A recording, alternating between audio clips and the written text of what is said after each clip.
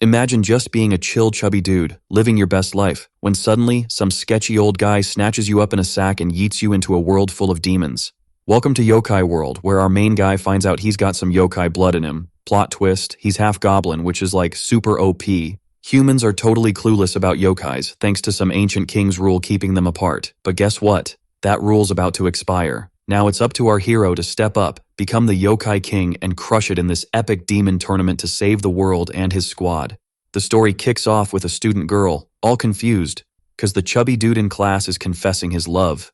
She hesitates, probably thinking of a way to let him down easy, but the guy already gets the vibe. She's nice about it, saying he's got cool qualities, but of course there's a catch. Scene switch, and there's this good-looking dude asking what went down. One look at the chubby guy's face, and he knows it didn't go well. And when he hears her excuse was focusing on studies, he jokes he's never seen her crack open a book. The two keep walking, when suddenly, a rogue ball comes flying at them. But the chubby dude stops it with one hand, wondering why this always happens. His buddy? Zero help? Just says it's one of life's biggest mysteries. It's not like he hates working out. He even counts calories, but somehow he gains weight like it's Bluetooth. With all this effort, he should be shedding pounds, so his friend asks if he's seen a doctor. The mini oil drum says he's been checked out loads, blaming it on his genes. Next scene, Siwoo's at home and surprise, the genetics excuse is bogus. His parents are literal fitness models. His dad? A legendary fighter with insane strength records. No girlfriend, no dream bod, what's left for our beta hero. He ditches the diet, reaching for chips, but habit wins, and he munches on lettuce and tomato. Next day, the determined dude's already run 4K before sunrise. He doesn't stop till night, clocking 15.4K. Problem is, now he's lost. He grabs his phone but hears a voice first. It says he's grown well for a little pig. Seems you can't hide from your bloodline. Then, an old dude jumps down next to him. Our hero jokes about the old guy's knees holding up. The elder says chill, he's not gonna eat him, and introduces himself as Mangatai, yokai handler of the area. The kid's more lost than a blind guy in a laser tag arena, but no worries. The old dude just kidnaps him. In seconds, our MC's in a whole new world. The old guy welcomes him to Yokai World. Monsters are everywhere, and the old dude explains they're the big shots here. Back in the day, yokais were worshipped, now they're just myths. Every 666 years, a new king's chosen. But our hero's like, hold up, why am I here? Turns out, he's got goblin blood.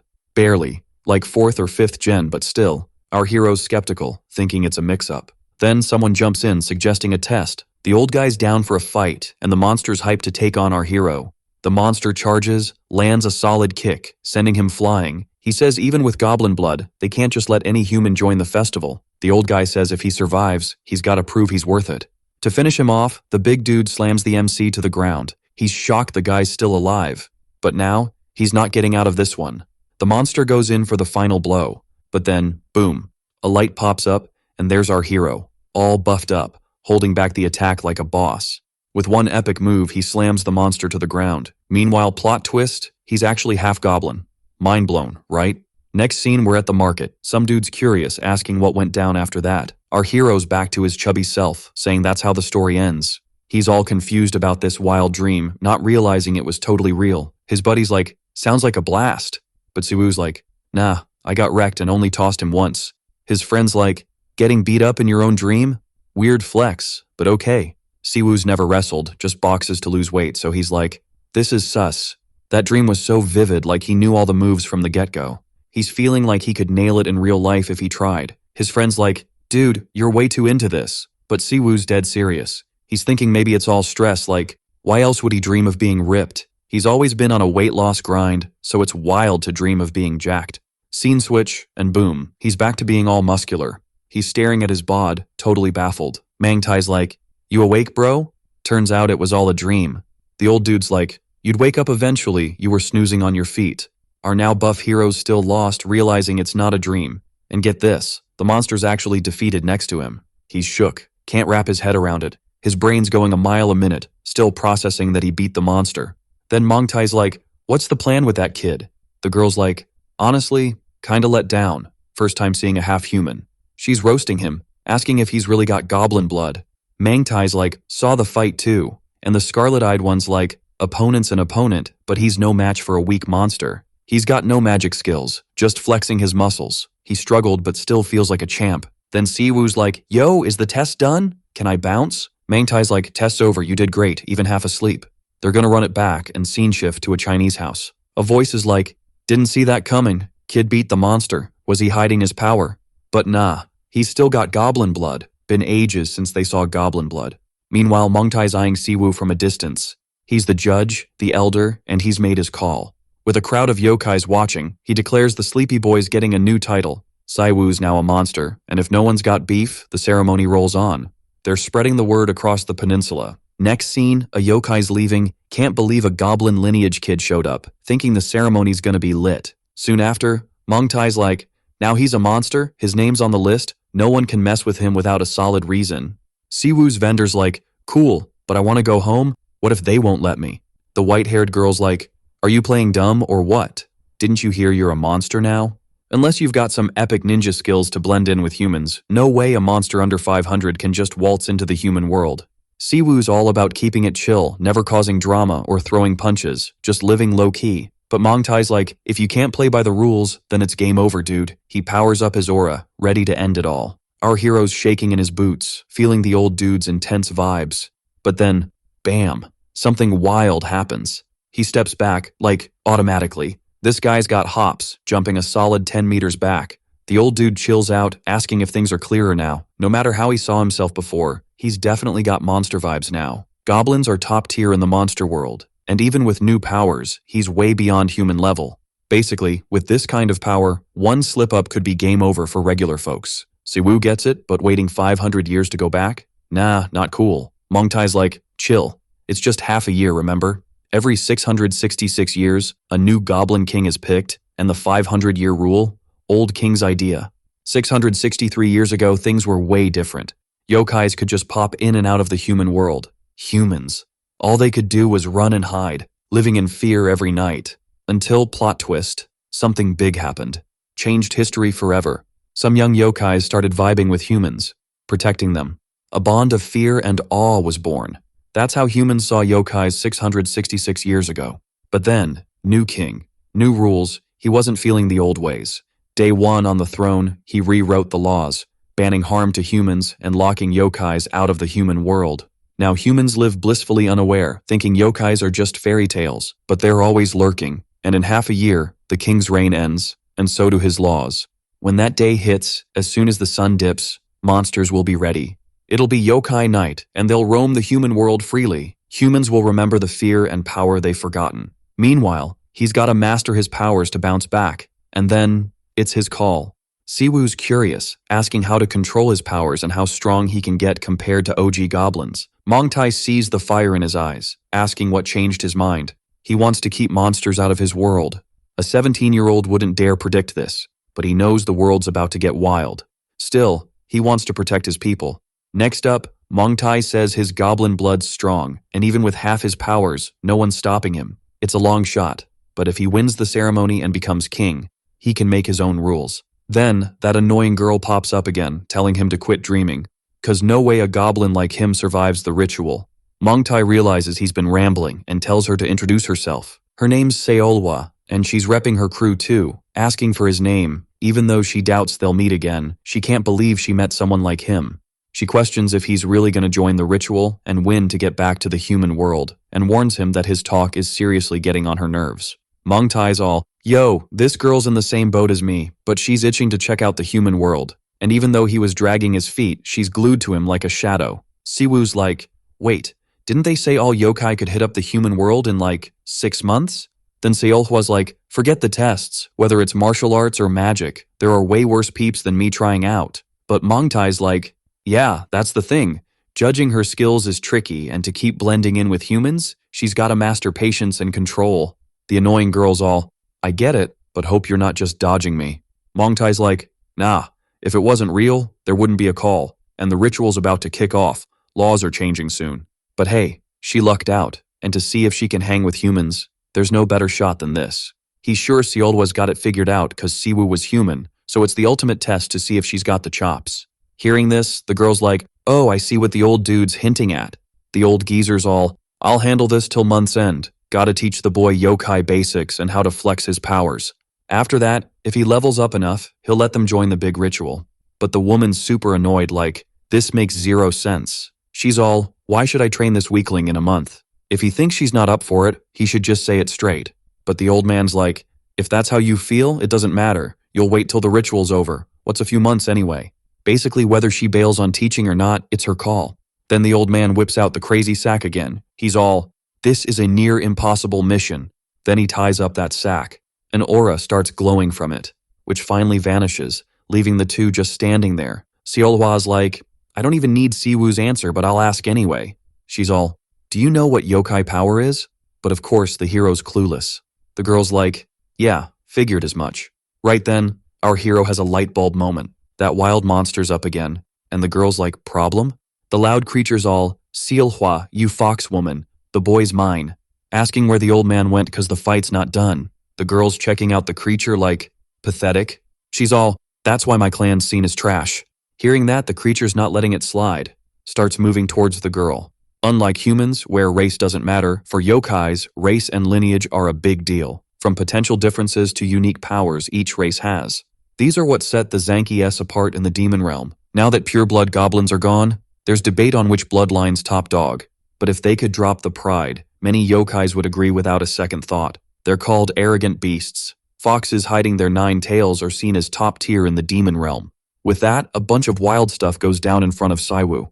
But he can't even say a word. Just standing there, frozen and shocked, isn't helping at all. He figures this crazy scene is his new reality to deal with. Then Seolhwa's like, did you see that? That's yokai power. It eats up energy to use. There are 2 power types, inherited and acquired, and she's sure he knows the first one. The skill she used is a family trait, no training needed, and once you get it, it's as easy as breathing. But acquired power's different. Any monster can learn it with study, and it's super important to nail it. Switching gears, she's like, see that doofus? He skipped training because of his size and strength. Now he's owned by a simple skill. In short, it's a classic case of being way below her level. Alright, so here's the deal. She's gonna teach him. But first, she's gotta lay down the law. Basically, if he doesn't bring his A game, he's gonna face her fury. So if he's not ready, he better bounce. It's gonna be tough, especially since he was just a regular dude a few minutes ago, and if he messes up, it might be game over for him. But Siwoo's all in, saying if she's down to teach, he's gonna give it everything he's got. Every single atom. Bottom line, he's gotta learn, no matter what, and worrying about future doom isn't on the agenda. Hearing this, she cracks a smile, saying his odds are slim. But hey, it's better than zilch. Suggesting they grab some grub first. Like she said, using power burns energy. This is the juice the whole yokai realm runs on, but he's probably running on fumes. Usually, just breathing, munching, and sipping water in that realm tops up energy, but he's fresh off the boat. With his human snacks, he's probably not packing much energy, so his birth power's all he's got. Asking if he's hungry, cause with all that energy spent, he must be starving. But Siwoo's like, nah, he's cool, not that hungry. Then, bam, he starts feeling something weird. His veins go all purple. The kid's totally clueless about what's going down. And Seolhwa's like, dude, you're low on energy. He's probably got just the bare minimum left, and that move earlier drained him dry. In other words, he's seriously low on juice. Luckily, the fix is super simple. She points out a dude, asking if he saw him. Talking about yokai rules, if the divine judge calls him the duel champ, he gets to control the loser's fate. Basically, he can do whatever he wants. He can even chow down on him, soaking up all his strength, the easiest way to recharge. With a dude that size, he's gonna be a feast for Siwoo, totally filling him up. Out of nowhere, a purple aura bursts from Siwoo, and he moves on instinct, not thinking. First time ever he feels this wild hunger raging through him. Her words fuel his desire. All he's thinking about is the hunt. But there's one thing he didn't consider, and that's the greedy nature of goblins, which makes them crave the most nutritious and tasty prey. So, Siwoo starts heading towards the girl. Seeing this, she's in total disbelief. Then she starts casting a spell. A blast of purple fire zooms towards Siwoo. Seolhwa's like, no matter how hungry you are, don't get cocky. Cause a mere yokai can't pull that on her, asking if she looks like easy prey. So, she's gotta set him straight. But then Siwoo breaks free from the chains, leaving her shocked, cause he's just using brute force. He leaps, getting closer to her. She says even if he's half goblin, he's still a goblin, asking if that's what he's showing. Surprisingly, she pulls a nail from her finger, saying she already admitted it. Then she starts casting a spell. A magic circle pops up. In seconds, a giant hand appears. He doesn't get what's happening, cause there's just a giant hand in front of him, landing a direct hit on our boy. With that, the explosion's so strong, the giant from before breaks free from the chains. Next scene, half the mountain's toast, and Seolhwa asks if he's still kicking. Then, a shadow appears in the smoke. Even if he's toast, he got what was coming, and attacking her means death's the only option. But honestly, she didn't expect much from him. The fact that a newbie's this strong, even among top goblins, is wild. Siwoo's even got horns now, and she thinks she can't mess this up, 'cause only the chosen ones get a unique ability. Despite its rarity, he showed insane power, becoming a goblin race symbol. Then a black aura pops from his hand, turning into a sword. Checking out the scene, Seolhwa's all. For a half-blood goblin, this dude's pretty wild. Basically, this power is one of the goblin's secret weapons. Seolhwa's a next-level yokai, a genius who got her 9 tails before hitting 100. In short, she's a once-in-a-millennium talent on the yokai peninsula. That's why she can totally sense something's up. After centuries, facing a creature like this for the first time is a whole new level of danger. The girl's already shaking, thinking if it's just about strength, no way she's losing. But still, she can't wrap her head around this insane pressure. The main dude then plants his foot. The girl's shocked. And out of nowhere, Siwoo charges at her. Seeing things get dicey, Seolhwa's already firing up her fox powers, just waiting to block the attack, and our hero, in a flash, lands a hit. Smoke starts swirling around the battlefield. The fox-tailed girl gets a bit lost, saying, by the feel of it, that's gotta be a goblin's club. Siwoo, meanwhile, is just chilling. The girl seems to get serious, saying she can't lag behind. Soon after, Siwoo goes for another hit, but that wild giant hand shows up again, starting to brawl with the boy. Then it socks him one. Seolhwa just watches everything go down, saying this might not cut it. Thinking back on that crazy resistance, she'll need to hit him 6 more times to snap him out of it. Next scene, that wild hand's holding the black aura. Boom, another explosion. The white-haired girl's stunned. In the smoke, a shadow pops up. Obviously, it's Siwoo, still rocking that black club. Seolhwa thinks this is nuts. Even if it's just an arm, no way to fight the great demon-conquering emperor. But for Siwoo, it's no biggie. He's already in protagonist mode. Then he yanks the club, and then he slips out of that wild arm's grip. Seolhwa thinks this is a tool that morphs based on the user's vibe and goal. And that's why back in the day, when goblins were thriving, something went down. The yokais called the Goblins Club a weapon that could be anything. The style and ways of those attacks definitely switched up, making it hard to keep up. Besides the club's destructive power, its efficiency and versatility are off the charts. So if she slips up, she might just get wrecked. Next scene, Seolhwa starts flexing some OP abilities and a bunch of demon hands pop up. Siwoo, meanwhile, keeps holding the club. Obviously, the dude's tough, taking all the hits like a champ. Seolhwa says even with all that, the boy's holding strong and she can't keep up with a clumsy half-goblin. Checking out the scene, she thinks she gets why goblins are legendary, and for a hybrid who's barely awakened to be like this is just bonkers. But that's all he's got. No matter how slick his power is, looks like his energy's finally running low. She then feels a bit chill, saying if it kept going like this, his body would crash, but she'd lose first. Soon after, she says there's nothing more to do. Meanwhile, Siwoo keeps whacking those hands with his club. Seolhwa casts a spell again, looking to summon 3 tails. But actually, she calls up 5, saying she can be proud, mentioning it's been ages since she went all out in a real fight. Then, instead of the giant hand, the whole demon shows up. It also had a super wild sword. However, Siwoo's not fazed by any of this and just charges at the creature. The monster's ready for anything. Using its sword, it takes a swing at the boy. The poor guy gets launched far away. In that light, he's apparently fading out. Meanwhile, that giant monster's behind Seolhwa. Poor Siwoo's already crying on the ground. Seolhwa says this ain't looking good, and it's definitely too late.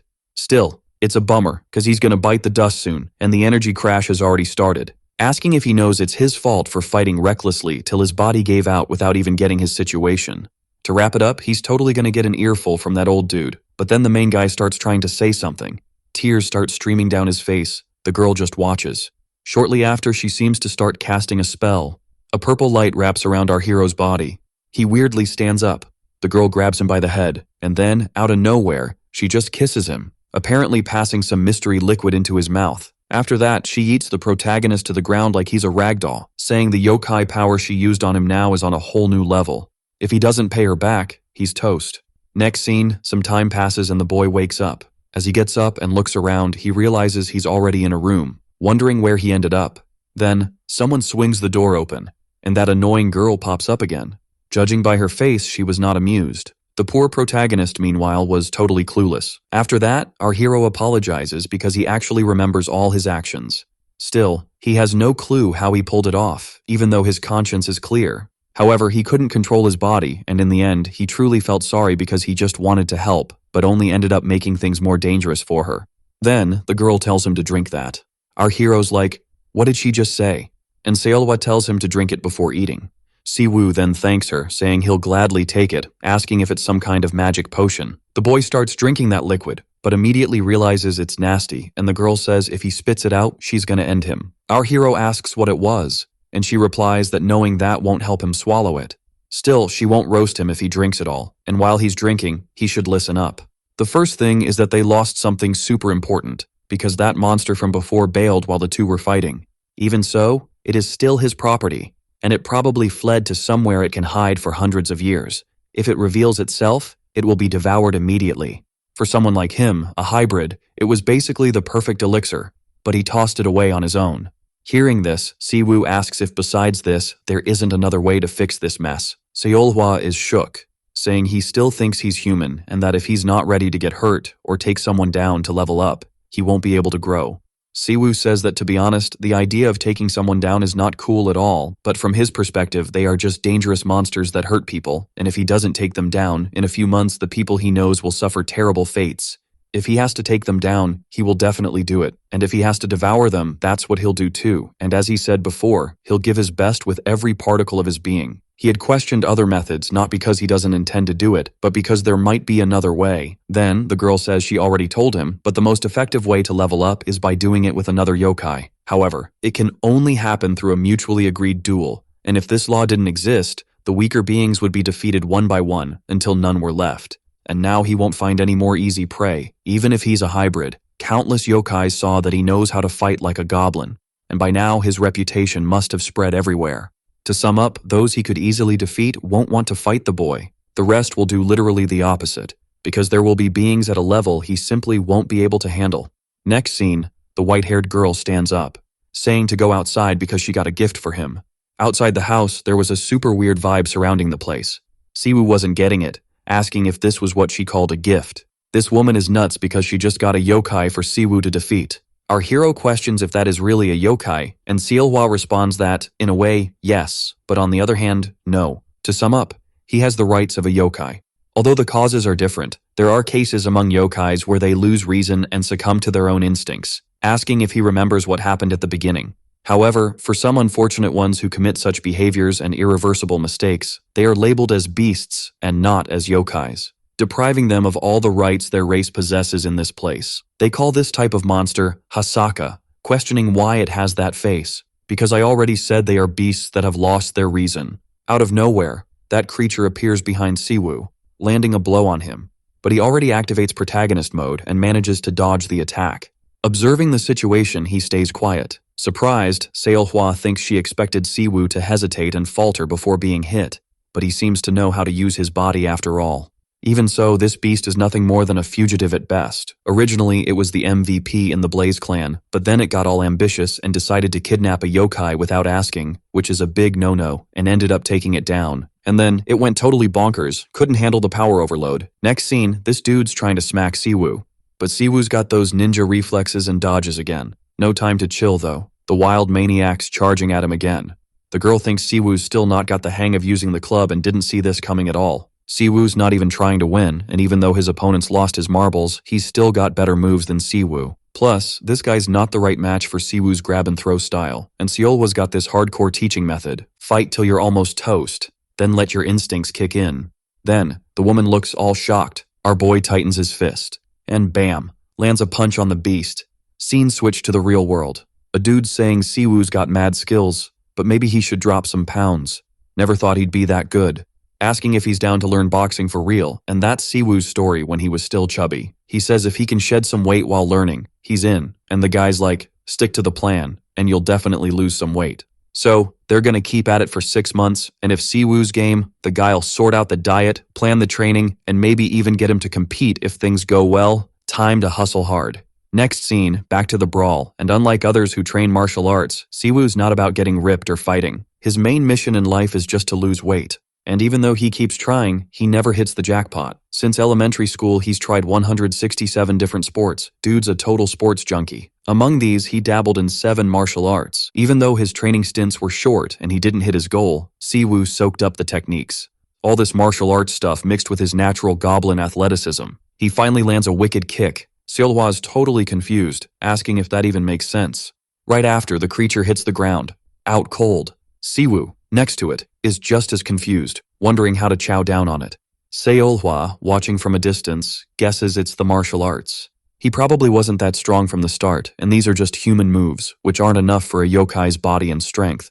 It's not been long since he woke up his yokai blood, but he still got the basics down and used them in the fight.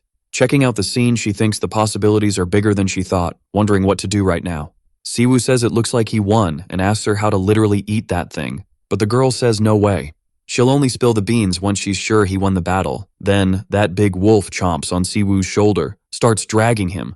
Next scene, Siwoo's already covered in ketchup. That wolf's giving him a goofy look. Our hero's freaking out because part of his shoulder's gone, starting to shake from the fight. Then the monster charges at him again. Seolhwa wonders why things are like this and figures he should have reacted faster, thinking the main reason humans fear getting hurt isn't the pain or even losing, but the fear of losing a body part forever. That's one of the big fears humans have, and it's enough to make a 17-year-old freak out. But then, the wound just heals up. Meanwhile, that big wolf keeps coming at him. Still, he's clueless, because his wounds are just healing up, all of this happening super fast. Then, Seolhwa thinks listing the differences between humans and yokais might be pointless, but if she had to name one big difference, it's the durability and healing power of their bodies, also affecting their mindset and actions. Unless they're deadly or life-threatening, wounds mean nothing. Once you accept this as normal, the limits that protected your body vanish, and the abilities you can use skyrocket. Right after the big bad wolf gets smacked by the boy, the creature goes flying like it's been launched from a catapult. Our hero, after landing the punch, thinks his arm might snap, but hey, it worked. The hit was way stronger than before, like Hulk-level strong. Throwing a punch like that felt like getting hit by a truck, but he's not the only one with super healing powers. Soon after, Seolhwa pops up, saying the punch was on point, both in style and power, and the wolf won't die, but won't be getting up anytime soon. It's the first time she's seen someone use yokai strength without going bonkers. Siwoo wonders if he used his strength because it didn't feel epic, and the girl says it's no biggie. Even if it's not top-tier magic, there are tons of ways to flex strength. One example is his speedy healing thanks to his power, and that last punch, totally his physical skills mixed with his strength. Asking if he felt anything besides hitting hard, the boy's like, maybe some static electricity? Seolhwa says if he felt something, it's probably his strength, and he's too new to feel it clearly. He fought that dude because he's a rookie, and in the heat of battle, with chaos everywhere, he somehow tapped into his strength. Even so, she admits she's a bit shocked, thinking it'd take at least 10 years of training to get the hang of battle. That's why she'll give him some props, because the boy's got talent, and hearing this, our hero blushes. Seolhwa says it's time to wrap things up. Earlier, he said he was ready, and it might sound random, but she asks if he's ever taken someone out before. Hearing her, our hero seems to get what he needs to do. Seolhwa says it's best if he finishes the enemy in one hit, because if he only half hurts him, he'll go nuts and fight back. Above the belly button is the weak spot for most humanoid yokais, and it's where all the energy flows, so he needs to focus his power and strike all at once. Meanwhile, the girl just watches, thinking the first time's the toughest, especially when it means ending someone and then absorbing their power to get stronger. Whatever the reason, not many can do it without hesitation. Meanwhile, Siwoo remembers his Earth days, even his sweet mom. So the boy feels a bit pumped, and finally lands his final punch. Seolhwa asks if he feels something in his hand and tells him to open his fist. That's the energy core she mentioned, and if he eats it, the original owner's power becomes his. After that, our hero swallows the red thing. The boy's deep in thought about what he just did. He ate it like he was told, but nothing's happening yet. At that moment, a black crow shows up, saying usually, when you swallow the core, something happens instantly. Our hero's confused, asking what that creature is. At the same moment, a shadow appears, and something descends, showing up in front of the boy. The girl with white hair's puzzled, asking why it suddenly appeared. Don't you think there's a reason to deal with her? And hearing this, the woman says it's a bummer, asking if friends need reasons to chat. Then, the girl with white hair says she's there because she has something to talk about. The girl asks if he's the half-goblin from the rumors, and, introducing herself, says her name's Solmi, and she and Seolhwa go way back. Siwoo says his name, saying it's cool to meet her, and Seolhwa asks what brought her there. She says she was working part-time with Mongtai, and Seolhwa asks what that is. Solmi explains it's a human term for people who help with stuff.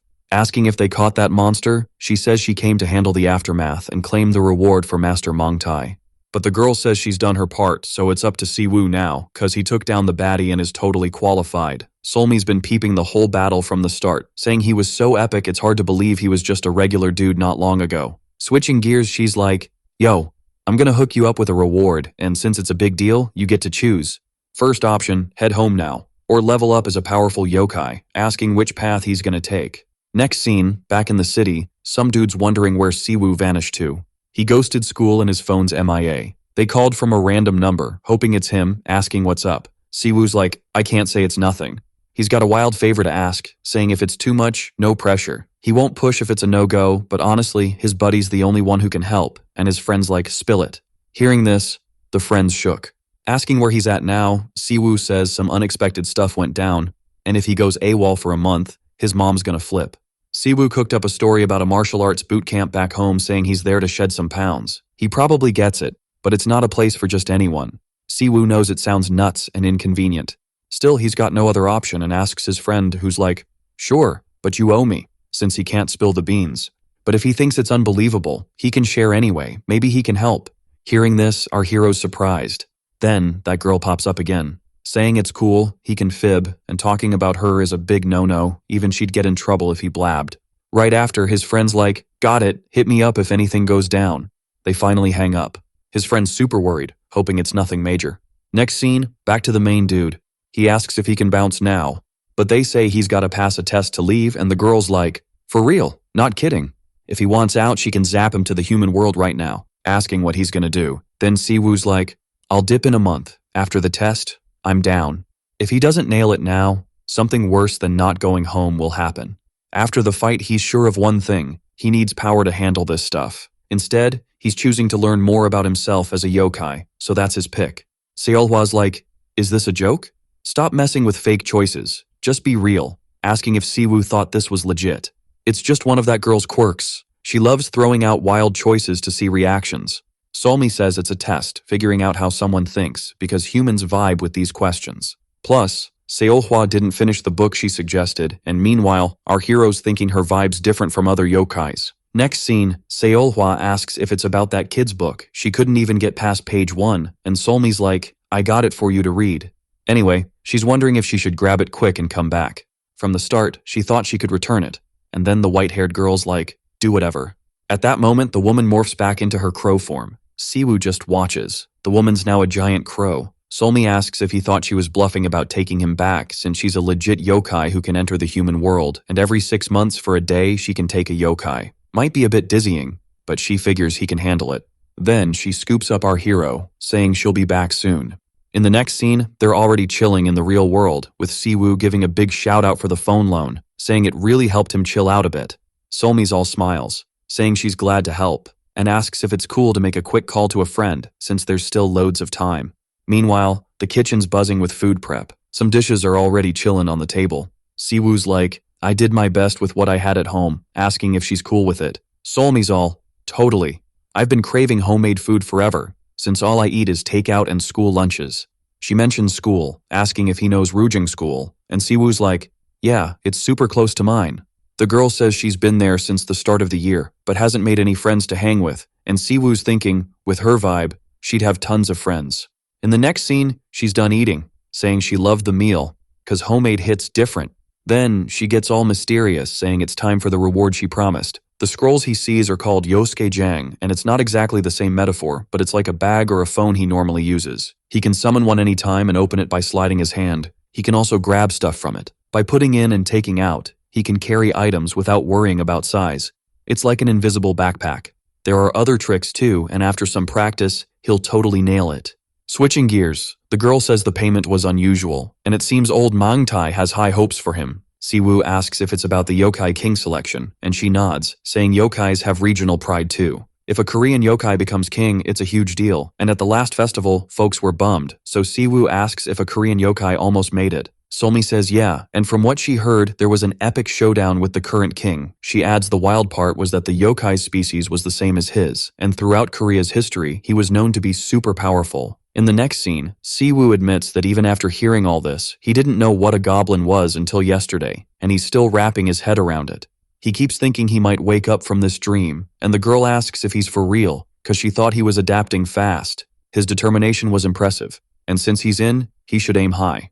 After the king's chosen and laws reset, humans could be in danger, asking if that's what he's worried about. If so, and he becomes the yokai king, he'll keep the same rules for 666 years. Then, Siwoo says he has a question. She says ask away, cause he's her new human buddy, and she'll help with whatever she knows. Siwoo says it's no biggie, just about that scroll from before. He's been writing that emergency script for a while now. Solmi explains it's an emergency summoning order, used to call nearby yokais when things get dicey. In the human world, it's only sent when a yokai breaks the rules and harms humans, no other reason. But there hasn't been any incidents for decades, so no summoning should happen. But then, the girl gets surprised by something. Next scene, it's nighttime in an apartment. Siwoo snaps his fingers again. Out of nowhere, that scroll from before pops up. The boy tries to touch the paper, wondering if he should just wear it and punch with it, or if it's just armor. He decides to ask how to use it later. Right after, the boy glances to the side. Checking the clock, he notes it won't take long. Solmi's all, yo, it's past 6, and since half a day is 6 hours, we got here at 4, so we gotta bounce by 10 tonight. She'll be back soon, and the dude just needs to chill there. He can chat with her like they're buds, and when she rolls back, he should just call her Solmi. She shuts the door and heads out. Time flies and Siwoo's thinking it's 10 already and maybe something's up. He's like, man, if I knew this was gonna happen, I'd have snagged her digits. Then, the dude starts peeping at a picture. Thinking if he's got goblin blood, it's probably from his pops. A flashback hits him with Mongtai saying he's maybe 4th or 5th gen, but it's a weak mix. Wondering if his dad knew he was born with yokai blood. Right then, he hears a noise. He wonders if it's Solmi. Scene switch to an alley. A guy's getting choked out. A black yokai's doing the deed, but then, bam, it gets whacked. Solmi shows up, saying no matter how much she shoots, it just won't quit. At this rate, there won't be a single feather left. The monster's healing, and Solmi's like, what's it mumbling? She knows they can't feel pain. Then, the creature jumps, Solmi's on its tail, and a chase kicks off. But soon, the yokai's down again. The guy's freaked, but Solmi's like, chill, you'll be fine, the cut's not deep, slap some ointment on it. An ambulance is on the way too. But the dude's not scared of that. Above them, a giant yokai's lurking.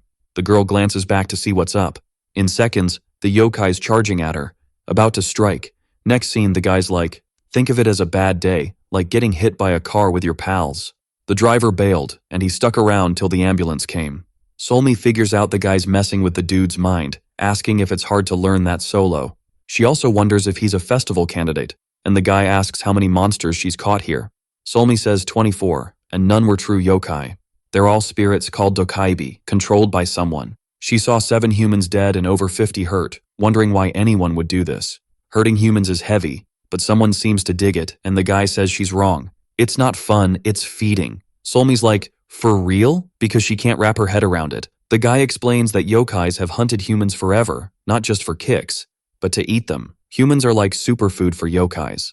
Solmi's mind blown because she's never heard this, and the guy says it was known back in the day, but not passed to her gen. She could get stronger eating that meat, and if people knew, the world wouldn't be so chill. She took the exam, so she knows not many young ones, under 500, take this test. Basically, unless it's them, there's no reason to hit up the human world until laws change. That's their genes view. With the festival coming, everyone wants to power up, and some know these human secrets and will risk it. Which is wild, since it's not a reason but a method, and if it were him, he'd never do it like this. Instead of drawing attention from spirits who can't be sneaky, he'd kidnap and beat them one by one, fast and safe. Solmi's all, dude must be a total noob, only going after easy targets like humans. And the other guy's like, even if they're evil spirits, if he can summon a whole army, maybe it's safer than doing it solo. Solmi's like, man, you're so impatient, grabbing attention when you could have just handled it yourself. But then, the girl suddenly gets it, calling him a dummy, cause he needs to head back first and handle the cleanup. Next scene, back to our main dude. He's all, yo, the window was shut just a sec ago. Then bam, some dude crashes into the apartment. He's gunning for our hero, thinking it was a cakewalk. And if he knew the guy was this chill, he wouldn't have bothered with all the drama. He eyes Siwoo's neck, ready to strike, but Siwoo dodges like a ninja. The guys shook, thinking Siwoo was onto him from the jump. But nah, Siwoo was clueless, just lucky dodging and countering. It was wild, he yeeted the dude out the window. Seeing Siwoo's move, he's relieved, thinking that shiver before the bite was a deja vu, and if he hadn't caught on, he'd be toast. Anyway, He tossed him without a second thought, hoping no bystanders got squished. He peeks down, seeing he made a crater with that throw, but the mystery dude's gone. Then, someone says chill, all the humans are snoozing. In a flash, Siwoo's stuck and the guy warns him not to scream or else. Switching gears, he asks if Siwoo's a goblin, cause he packs a punch, even if his energy's not maxed out. Then, the guy's tail's wagging, still shaking our hero. Siwoo's trapped. The guy's just cracking up with that goofy grin, and yeets Siwoo out the building. Poor dude's already wrecked, and the other guy's like, didn't mean to chuck you that far. But the ground softened him up earlier. Humans probably thought it was a minor oopsie, and it's a bummer for the locals, cause property values might tank. Honestly, would have been better to wrap this up quick. But TL, DR, fighting's pointless. But then, bam, our hero's glowing with a purple aura. The other dude's like, I can make a deal. Saying if Siwoo gives up, his mom's safe.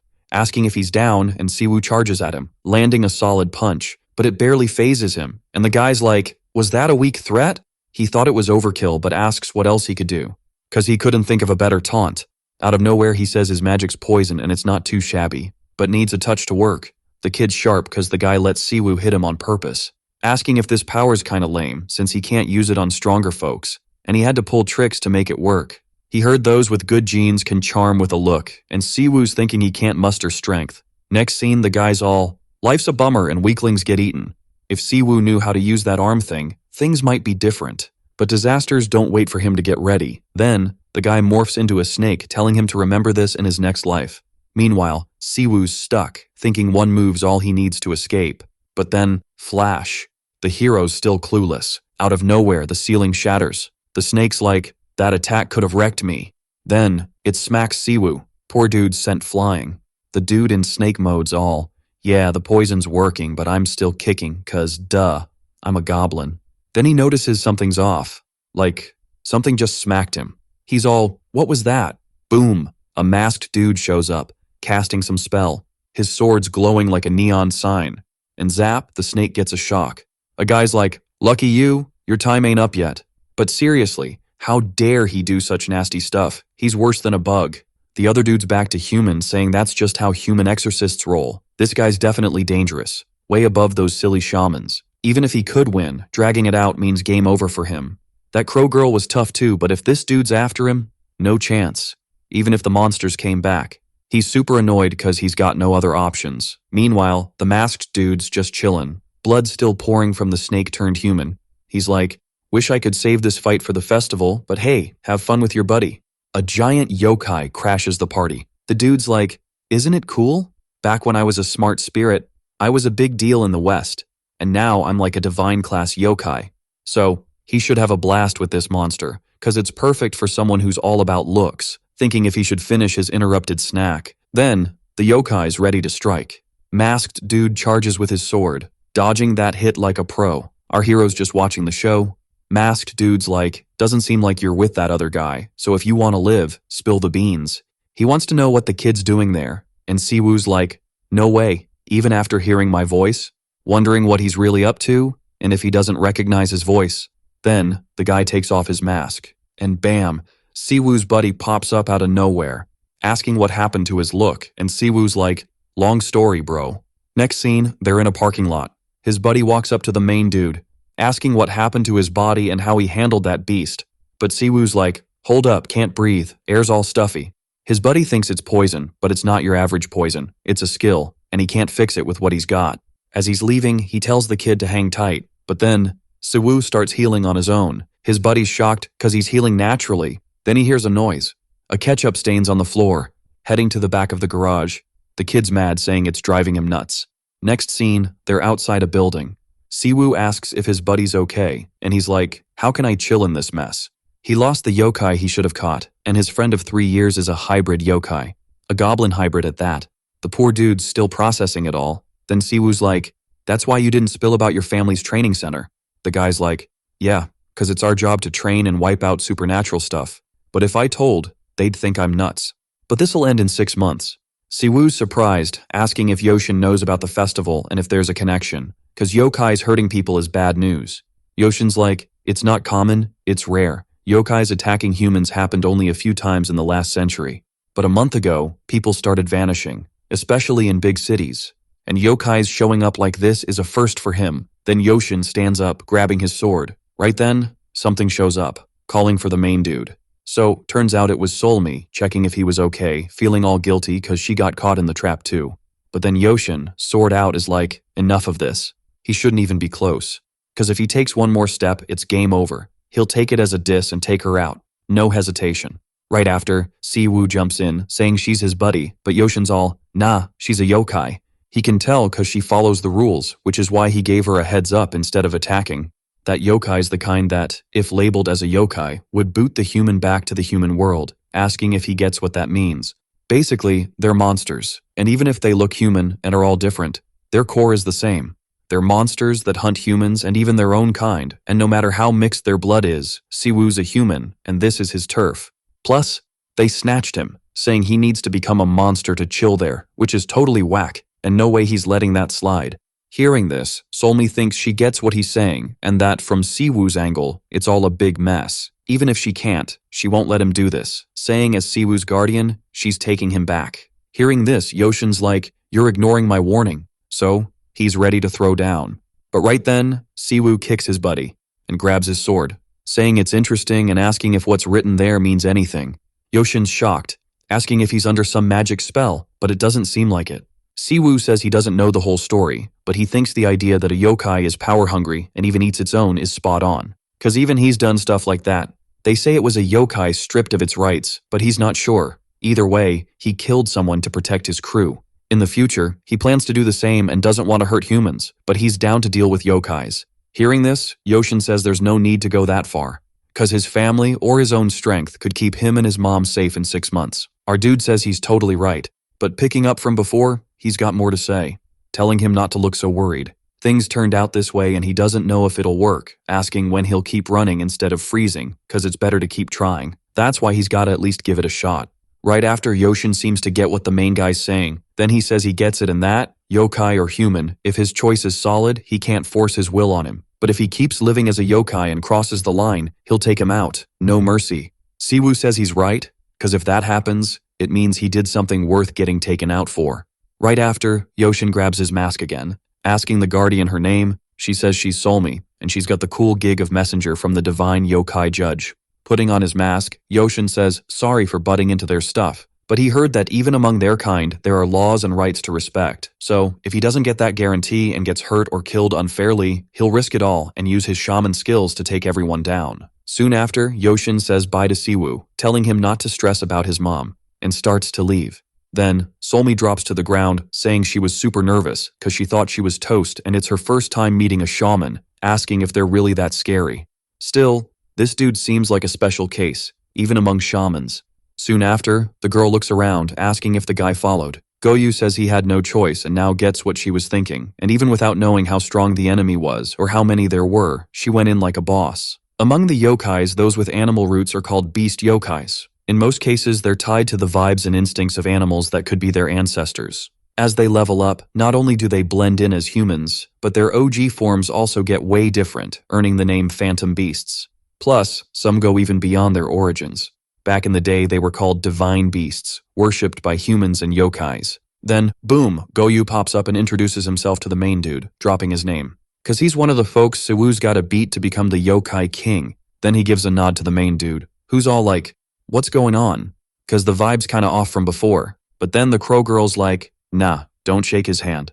Our hero's totally clueless about what's happening. Solmi's like, why's he doing all this? The dude's already had a rough day. But it's clear the kid's not bothered, wondering if there's a rule saying he should be snoozing when a chance pops up. And it's kinda hilarious, cause a half-goblin, who boldly claimed he wants to be the yokai king, is right there. The dude, out of nowhere, rips off a piece of his nail. Right then, a magic circle shows up, and boom, they both get sucked down.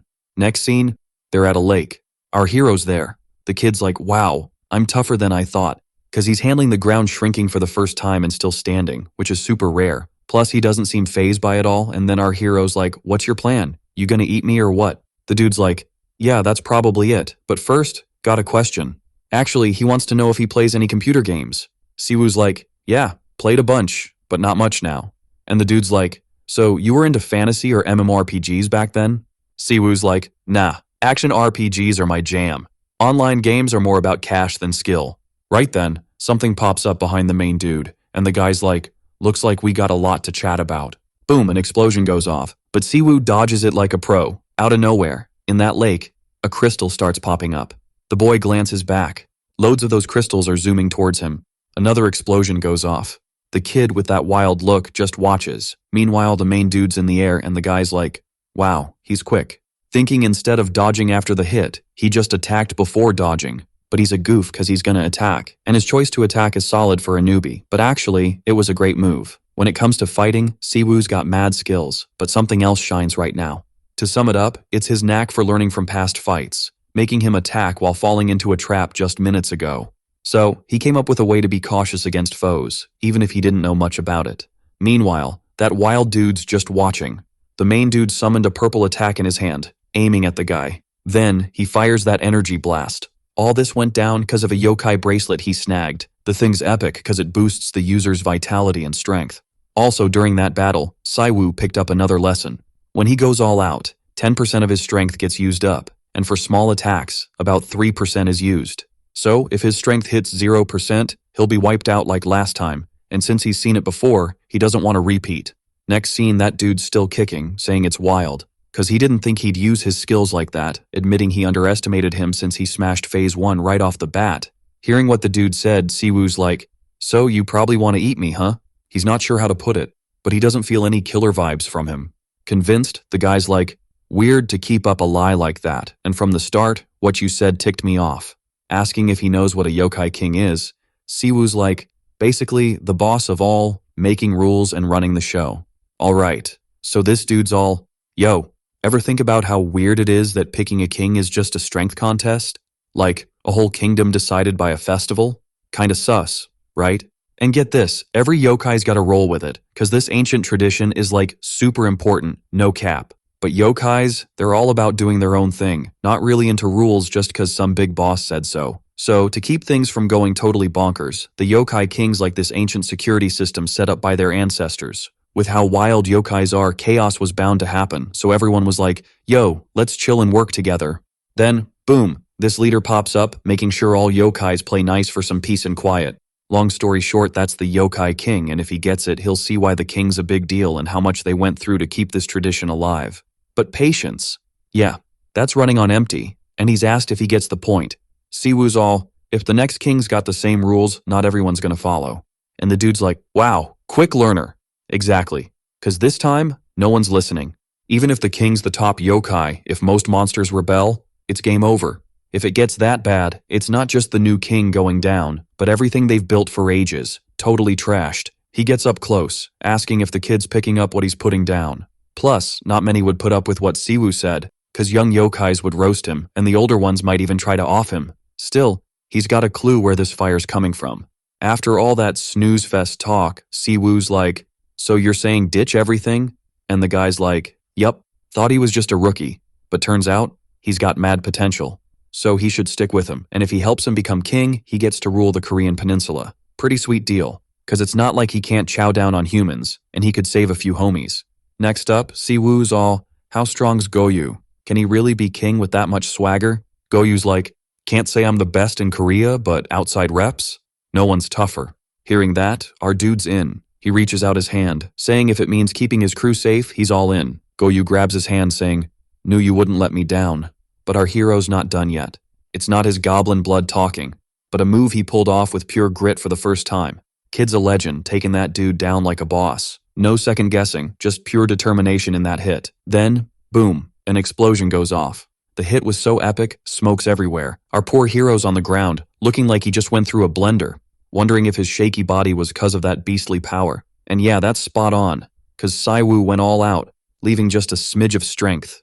In that moment, he was totally spent, no way to keep fighting. Then that guy shows up, super ticked off, saying holding back the bloodlust till the last second and then going full beast mode in one hit was wild. If their power gap was a bit smaller, he might have been toast, thanks to Siwoo. Checking out Goyu, he's got this sick ice power and asks what Siwoo's last words are. Siwoo's like, nothing fancy, even if I had a will, no epic last words. And since it was a kill shot, I'm ready for it. Above all, he's not done yet. If they thought he'd beg or something, they're way too early for that. The boy's eyes were still shining, ready to spot the opponent's weak points and seize the chance to strike.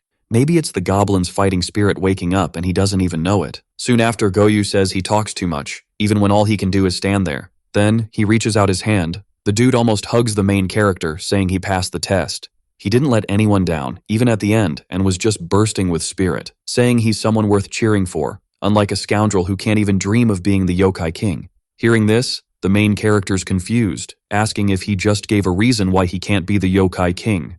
And the guy says that's true because everyone's waiting, eyes shining, for the new yokai king to be chosen, but they don't really want the monster party. He doesn't dig the monster world's noise, since he was a kid, with them tearing each other apart and growling for no reason, because he didn't get that it was seen as normal and necessary. But compared to that place, Earth is chill, and even if humans seem to live in chaos, at least they can pick their own vibe. Mainly, he liked that humans are the species that know how to chill in different ways. To sum up, he prefers to enjoy these chill things rather than munch on humans, and if a world where humans can't do that exists, then it's gonna be a disaster.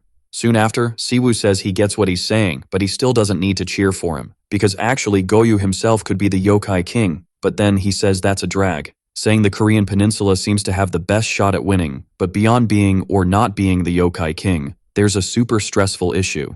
Because including himself, the main candidates in the festival come from families with rich histories and inherited talents, but there's a strong presence of optimized ways of using unique monster arts, passed down by their ancestors. Even if they were unique arts of similar strength, you gotta admit that the side with a manual improved over thousands of years is way stronger. To sum up, in human slang, it's like they were born with a golden spoon. Then, Siwoo says it was basically passed down from generation to generation, asking if there's family pressure. Goyu says he can be pressured to death, and that the second descendant has at least a little talent because the whole family clings to him to become yokai. There's no personal choice there, and the moment he becomes the family rep, the commitment to fulfill the family's interests and will is already set. With that, they drag him or take him out just to put a new rep in that family. Meanwhile, Siwoo thinks the guy's definitely not human like him, but still having his own family turn their backs is pretty harsh. Soon after, the kid points to the main character, saying he's different, because he has a talent inherited from a lineage, and despite that isn't tied to a family or clan, having a clear will and motivation to become the yokai king. So, he can definitely be capable of becoming the king. But the main character after this chat says he gets what he says, but asks to let him think a bit because everything's been super sudden. And then, something pops up behind him.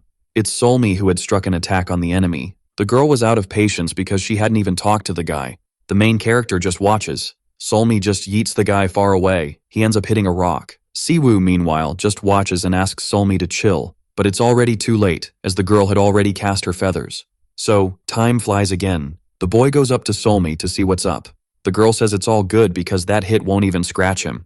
Looking at the scene, it seems he's already bolted somewhere far, knowing he's going to get some scolding, saying the person he just saw isn't the real one, because, simply put, it's basically a divine personality.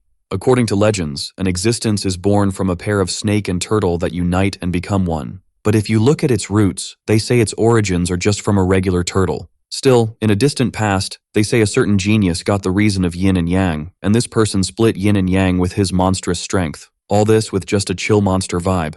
So, he totally leveled up from his birth status and became a divine beast, and boom, that's how the first black turtle popped up. After that, the black turtle's kiddos are born with its powers, but rumor has it they gotta train to be full-on turtles. And the family that came from this is all about the snake, the personality he basically saw. Siwoo thinks he seems alright, and the girl says he's not evil, but he's got zero chill and just does whatever, whenever. A personality forms when the yang energy of the beastly strength gathers, so his natural vibe is super calm and icy. With this, she's all about following the turtle's main vibe, but she's supposed to be the brains, as far as she knows. For some reason, Goyu's got a glitch from the start, cause she can just take over his body whenever she feels like it. Because of this, even when he was picked as the family rep, there was a lot of drama, but he's so skilled that everyone eventually chilled out. Switching gears, Solmi asks if Siwoo's ready, cause they gotta bounce ASAP. Plus, she says he shouldn't stress, it's not his fault, so even if they're late, it's no biggie for him. But the dude's worried cause they've been gone a month, and he thinks his mom's gonna freak when she sees all this. Then, someone pops up, saying he doesn't need to sweat it. The old guy shows up saying everything's gonna be back to normal tomorrow, cause there are peeps who handle stuff like this. Telling Solmi to go ahead, he says he's got a chat with Siwoo. Solmi freaks out, saying Siwoo's innocent and it's all her call, but the old guy's like, I know. But he says she doesn't need to be there, because there's something the three of them gotta talk about. The old guy knows it's rude to drop by unannounced, but he's gotta say hi to someone. Then, someone else shows up, saying this is where humans hang out. Still, it's not too shabby, cause even if it's a bit tight, it's neat in its own way. Siwoo then asks the old guy if he came just cause Seolhwa wanted to chill, but the girl says she just got dragged along. Then Mongtai says he's gotta spill what went down that night.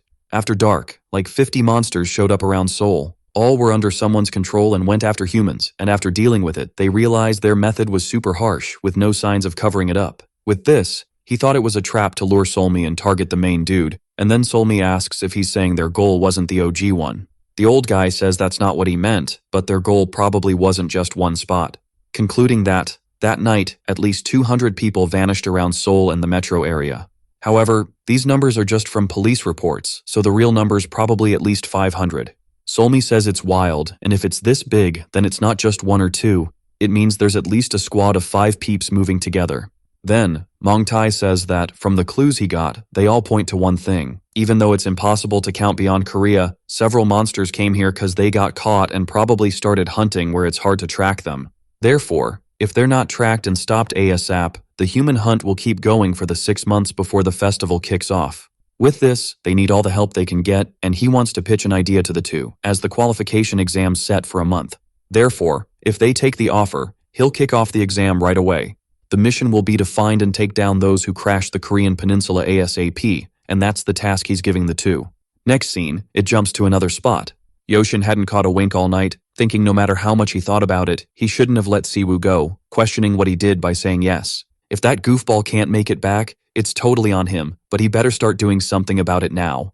Right then, the main dude shows up, saying his phone was dead, but he knew Yoshin would hit up school anyway. He asks if they can chat for a second, saying a ton has changed since he spilled the beans about yesterday.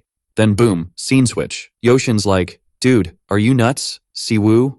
Siwoo's all, chill man, no need to yell, we're in public. But he's curious if his situation's legit, cause it means he can stay here instead of ghosting to the afterlife, and his mom won't freak out. Yoshin's not buying it, asking if Siwoo ever heard what his class was. And Siwoo's like, just found out yesterday I'm a total monster. Yoshin starts talking about races, gods, spirits, rare monsters, and beasts. Siwoo's like, what even is that? Just hearing it gives him the creeps, and Yoshin breaks it down, saying each word shows a creature's level. Beasts are the lowest, not much different from wild animals, and most monsters fit here. They're dangerous, but not a big deal. Humans can take them on, even without magic skills. There are records of this, and with today's tech, they can be taken down with a small team, no sweat. But the higher classes are a whole other story. Humans can't just waltz in and take them down. The monster class is as strong as 100 humans, and even with 100 people, that's just in raw strength. Siwoo's bored, asking if those are the 2 lowest levels, what's up with the top 3? Yoshin says it's a disaster, but he can't say for sure because he hasn't faced one yet. Still, a rare monster's threat is 10 times worse. Without limits, they could turn a small city into chaos overnight, and Seoul would be toast in a day. Anyway, he tells Siwoo to steer clear of these creatures and find a way home. If they're outsiders in Korea, they better be ready to face shamans like him. Siwoo asks about the serpent-like creature's level, and Yoshin says it's not even a rare beast, but not a rare monster either, just somewhere in between. But he senses a stronger vibe from the controlled creatures. If he could tap into half that power, neither he nor Siwoo would be here. It was bait to grab attention. Right now, Siwoo's yokai status is below that guy. At best, he's a low-level monster, whether goblin or yokai. That's the deal, so he shouldn't mess with stuff he can't handle, telling him to see it more clearly. Yoshin thinks he might have been a bit harsh, but he needs to squash the problem before it spirals. Next scene, Siwoo's like, even if he fights again, he's sure he can win. He says if he wasn't there, he'd be toast, but now it's different. He's got a grip on the power and thinks he can use it in a fight, while Yoshin thinks he's lost it. Next scene, Siwoo's heading to school cause it's time, but Yoshin's like, he's not going to school today. Siwoo's still not thinking straight, so he's got to do something. Then, scene change to the Olympic Gymnastics Stadium, built in 1986 for the Seoul Olympics, now a big venue for shows. But there's a secret, known to only a few. The Olympic Stadium has a hidden underground spot, the Hongik Training Center. Yoshin was right here, spilling the tea about this secret government spot, saying there are other shamans and masters besides his fam. He's all, since forever, the state's been tight with shamans. Maybe these shamans even invented the state, since back in the day, fighting yokai was the ultimate flex. For 666 years since the dynasty kicked off, yokai threats vanished, but the royal squad set up the Hall of Constellations to train shamans, and his fam's been keeping it real. Monsters, festivals, or any wild stuff have some kind of national-level consciousness, but only a few big shots know the secret, and even they don't take it too seriously. Anyway, if he's ready, he can go full send. Like mentioned, no time limit or rules, and if he nails it, no need to stress about Siwoo's yokai moves. Siwoo asks if he's ditching the sword or daggers this time. Yoshin's like, duh, that's why the fight's still legit. Skill levels drop without weapons, but he's at a point where he can't totally ditch them. But if it's him, even against a monster rank yokai, he can handle it barehanded. So if Siwoo can take him down, that's proof he's a yokai on another level. Yoshin's like, what's he doing? Reminding him to attack, but poor Siwoo's shaking in his boots. The dude's even daydreaming. Then Yoshin notices something. Siwoo's already charging at him in seconds, almost reaching him, but Yoshin dodges with ninja reflexes, starting a flurry of hits. Our boy's taking the punches, and then gets slammed into the wall. Yoshin lands a flying kick on him, and the poor dude's sent flying. But he felt something when he hit Siwoo. He'd seen Siwoo's healing powers before. His goal was to snap his friend back to reality, not thinking about the fallout. In seconds, Siwoo's fully healed, saying he feels like a Manhwa hero. In this chaos, Yoshin's thinking he's at a disadvantage. Feels like he punched a brick wall, and if he'd used less force, his bones would have snapped. In this fight, Siwoo knew he wouldn't get hurt, and Yoshin realized his friend was a scarier yokai than he thought. In a whole new vibe, Siwoo makes the first move, charging straight at him. Yoshin thinks he's faster now, but the attack style's the same. Then, he grabs his wrist, knees him in the face. But something's off. His hit did nothing, and then Siwoo lifts him with one hand. Still, Yoshin doesn't quit. With one punch, he wrecks everything around. After the hit, smoke fills the place. Yoshin's like, Siwoo's different now, asking what he's holding and if it's what he thinks. Turns out Siwoo's got that magic again, saying it's the first time he's used it on purpose. Here's the kicker. Siwoo's overall condition was far from great. Physically, he's stable, but his yokai strength's the issue. Last night, Siwoo burned through 93% of his yokai power. It's not something you bounce back from in a day, and in the human world, recovery's even slower. But ironically, his low yokai energy helped recreate the Goblin Club moment. He couldn't control his body, but his mind and senses were sharp. Realizing Siwoo remembered that moment vividly. Next, Yoshin's a bit bummed, saying he read about goblins in old texts and isn't sure if they're hyped up or if he's missing something. In looks and vibe, they're not that impressive, but Siwoo's like, no way the titles are wrong. Then, Yoshin spots something. The protagonist makes a leap, saying in his opinion it's way less epic than last time, landing that punch right in front of Yoshin, yet the dude still blocked it, thinking Siwoo's tougher than he looks. But if he powers up, blocking ain't impossible. He leaped and struck, yokai energy drained him, so just hold defense till the dude tires out. Meanwhile, that magic energy's chilling on the ceiling. Siwoo, on the flip side, says it totally works. Yoshin's clueless, asking what the dude's up to. He replies, winning up close is tough, and Yoshin can't block big hits forever. In the battle, Siwoo knew repeating past power was a no-go. Neither the club's size nor power was half of before, but he could control one thing, shape-shifting, and there was enough yokai energy to use it. Meanwhile, Yoshin's just standing there. A magic projectile zooms his way. The dude catches it, but it's still too strong. Sends him flying into the wall. Our hero, though, doesn't quit. Keeps attacking, but Yoshin dodges. Thinking energy's the same as before, but with shape and swing tweaks, power's way up, asking if the dude's really gonna play dirty like that. But Siwoo says he can't deny a bit of a dark side too, and Yoshin started the fight. Originally, it's a test to see if he can handle yokais, so being sneaky's better, cause fighting fair in a life or death battle's silly. Our boy holds his magic, saying Yoshin should just admit he was wrong, and that he messed up, his skills aren't enough, and there's nothing he can do. Watching, Yoshin asks if that's really what went down. Getting annoyed, he says he's done watching. Next scene, Siwoo goes after the dude, who dodges.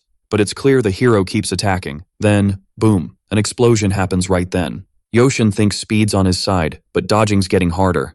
Cause this dude's adapting to his moves and speed like super fast. Soon after, Yoshin looks sideways, takes a hit, blocks with his arm, but he's sent flying. Siwoo freaks out, asking if Yoshin's okay, thinking the power should have been weaker. But something weird's happening with the hero's power. Yoshin starts casting a spell, holding Siwoo's power with his hand.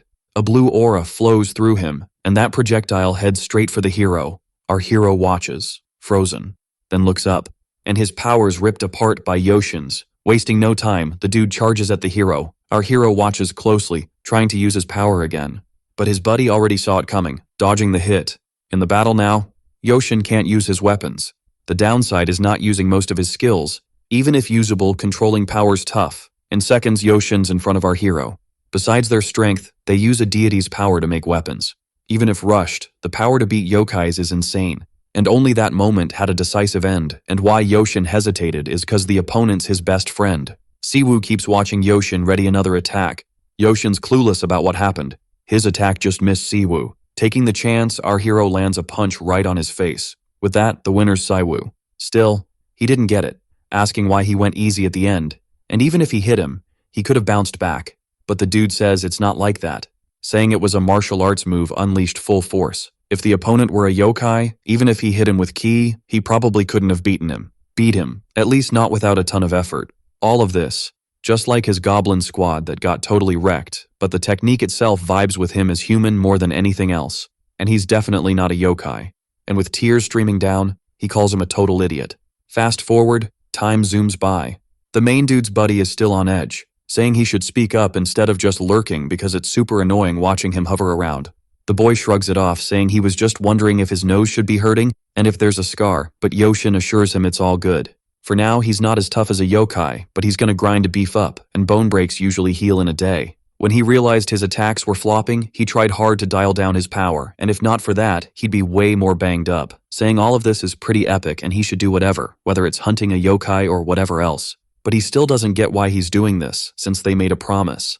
Handing the boy something, Siwoo asks if it's some kind of gourd, and Yoshin says it's not like a gourd because it actually is a gourd. Basically, it's a one-time use ammo, and he can think of it like a single-use bomb. To use it, just hold it and tell it to obey, and once activated, chuck it on the ground, and with his strength, he can hold it and apply a little. With that, the technique inside will kick in, and he should use it one at a time. And in emergencies, be careful not to smash them all at once. Our hero thanks him, asking if it's cool to get only 3 of these since they've got his energy and aren't easy to make. Yoshin is shook, asking if the boy's seen something like this before. He says he can feel the energy just by holding it, just like the energy he felt when they fought before, and it's the same inside this gourd. With that, Siwoo's hunch was spot on, as the tricolor gourd is a stash-type tool mainly used in the Yoshin fam. That gourd can also be a special ointment, and whenever Yoshin had downtime, he'd store his energy in it. By doing this, he can unleash a technique that's tough to pull off. And even if he's not the one doing it, the technique can be triggered using the weapon tool. In the next scene, Yoshin asks Siwoo to hold out his hand. The boy asks if something's up. Yoshin starts analyzing it, thinking this isn't just about talent because it's talent itself. Basically, Siwoo's got a knack for being a shaman, and still, he's not 100% sure, but he felt the tricolor aura while they fought. He figures if he weren't a yokai, he'd totally take him as his apprentice. But it's too late because Siwoo can't hide being a yokai, but he's half human and has his own will. However, these strict humans will never allow this, and besides just not allowing it, there's a big chance they'll see it negatively. A yokai with mad talent. Honestly, if it weren't for Siwoo, Yoshin wouldn't have given it much thought. Next scene, Yoshin says he thought he'd have loads of problems in life. Siwoo asks if he can really say stuff like that by reading his hand, and Yoshin says it's possible, but it might be off. Still, he wants to know when he's heading back to school. Our boy says he needs to sort out his uniforms first because he can barely wear anything other than his training gear now. Plus, even his shoe size shrunk by half a point. But still, Yoshin says it'll be wild to see the other kids' reactions when they're back at school, as they won't even recognize him. Siwoo asks if he's enjoying this because his head's spinning just thinking about it, and checking his phone, Yoshin says time flew by. He says he's starving. Siwoo suggests they grab some grub because he'll cover it, and Yoshin asks if they really gotta do that since they could just hit up Siwoo's place and whip up some food. He still has that fried rice from last time and it was fire, but Siwoo says that's tricky because there are guests at home, and besides, they're probably snoozing at this hour. Alright, so here's the scoop. There's a spot to hit up after lunch. Yoshin's all chill, saying no need to stress while he's around, cause he's not gonna mess with the yokai stuff. Yoshin's bouncing, got some important biz to handle, so he's letting him off today. But next time, food's on him. No need to look guilty, just be cool and confident when meeting people, like nothing's wrong. Scene switch. Our main dude's strolling through this alley. He's thinking it looks like an old hood, houses all empty, wondering if he's in the right spot. He checks out a door. The writing's in Chinese, so he's kinda lost. Boom, out of nowhere, a buff dude shows up. Siwoo clocks him as a yokai, and he looks pretty strong. But then, the dude just blanks him. Another person pops up, saying it's their first meet. This girl says she'll help him out since it's his first time, drops her name, Hong, and she's the boss of the Crypt of the Immortals. Siwoo's like, "Hey, I'm Siwoo. Mr. Pangu sent me here yesterday." Hong's heard all about him and invites him in. Siwoo steps in, checking the place out, thinking it's not just dark inside, there's this black mist vibe. He heads deeper in, and whoa, he's surprised. It's like an open space with a bunch of houses. Scene switch again, and that girl from before is serving tea. She tells him to chill and feel at home. Siwoo's looking around, asking if they're still in Seoul, cause the place is wide open. Hong explains the Crypt of the Immortals is a separate space from the human world, untouched for ages, keeping that old school pure vibe. Basically, if you ask what this place is for, they're a shop helping supernatural peeps fit into the human world. Meanwhile, Siwoo's thinking Mong Tai said to visit early, but calling it a shop is kinda weird.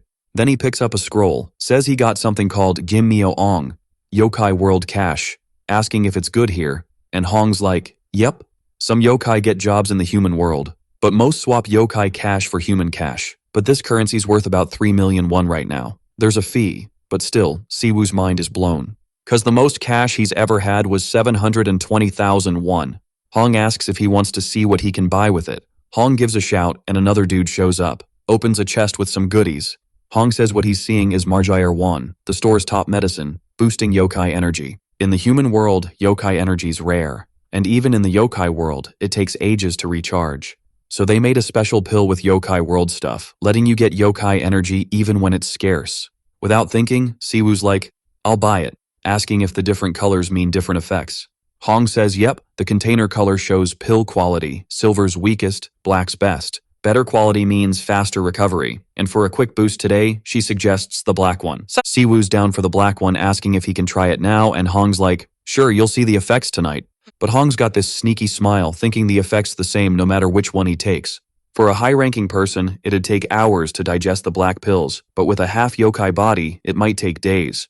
Alright, buckle up, cause this story's about to get wild. So she wasn't fibbing or anything, cause even if just a smidge got absorbed, his weak internal Dan would be all charged up by nightfall. Hong's got this vibe, thinking the black pill's way too OP for Siwoo right now, and with just one dose, Siwoo's internal Dan could be maxed out like 3 times over. The girl tries to say something but boom, a light show kicks off out of nowhere, and then kaboom, the house just goes boom. The dishes? Already doing the floor dance. The girl's totally lost, cause it's nuts, right? The dude pops a black pill and in seconds, it's like magic. In no time, he's soaking up spiritual power like a sponge, causing all that chaos. Meanwhile, our dude's on cloud 9. He's all, "Yo, this is the first time I've tasted something epic and I'm finally feeling my full power." Flashback to a few minutes before the madness. A dude's holding a gourd, asking if it's the right one. It's some fancy drink made for a young dude from Yuseon, cause they heard he was dropping by and it's got 6 flowers from the Sanzu River for that extra zing. The other guy's like, "Not bad, but giving this to a newbie? Kinda extra." He hasn't seen Hong in a bit since she said she'd be back after meeting someone, wondering if she's ghosting him as a guest. But nah, the guy's like, "No way. She's just running late with some stuff to handle." Turns out a guest the master judge mentioned is swinging by for a quick visit. The dude in blue's all surprised, asking who this guest is, but the other guy's like, "Not sure, but heard it's a half monster." The first dude's like, "Thought it was something else, but it's that no-good half-breed." He can't believe Mong Tai's going all out for a half-breed, making him fight in the festival. Then the kid's like, "Why so quiet? Bored of serving drinks or feeling awkward cause you're like a half-monster?" He spills the tea about his sis saying it's a 1,000-year-old tradition, and the Black Moon barracks are full of half-breeds. They can't be monsters or humans, and while they're not human, they're not Monster World VIPs either. It's a place for half-breeds to prove their worth, no matter what. Even so, they'll never be called monsters or humans. He asks the glasses guy if he thinks the same, but the guy just grins, saying, "How could they know the future?" and asks for a refill. The blue outfit dude's bummed, saying, "Once a merchant, always a merchant, and provoking him's no fun." Next scene, he asks if he can bounce, and glasses guy says all the prep will be done that day. They swapped all the monster coins he gave before, and all his human world info's ready as requested. The dude's surprised, saying glasses guy's quick on the draw, and since he risks it for the human world, he should help out. But glasses guy's like, "Not for my own good. It's stressful with all these randos showing up, but I could just ignore them." He thinks if he boosts his species rep, even his dad would let him join the festival. Basically, he's not far behind the two bros in talent, but being born a century later's the only difference. Then, the dude starts chatting about Hong. Glasses guy says he'll check if she can come, but the other dude's like, "Nah, there's something more important I need you for."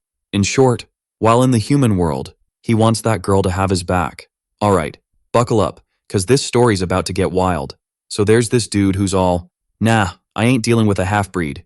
And then the glasses guy's like, chill, we don't roll like that. The guy in the blue suit? Total drama queen. He's all, aren't you a merchant? Just zip it and do what the client wants. He tells him to go tell the girl, but boom, an explosion rocks the place. They're both like, what the heck just happened? Smoke's clearing, and they peek out the window.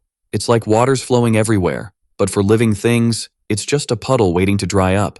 Even though each creature uses it differently, the big rules are the same for everyone, monsters or humans. You can make a bigger pot, but you can't fit more water than it can hold. Duh, right?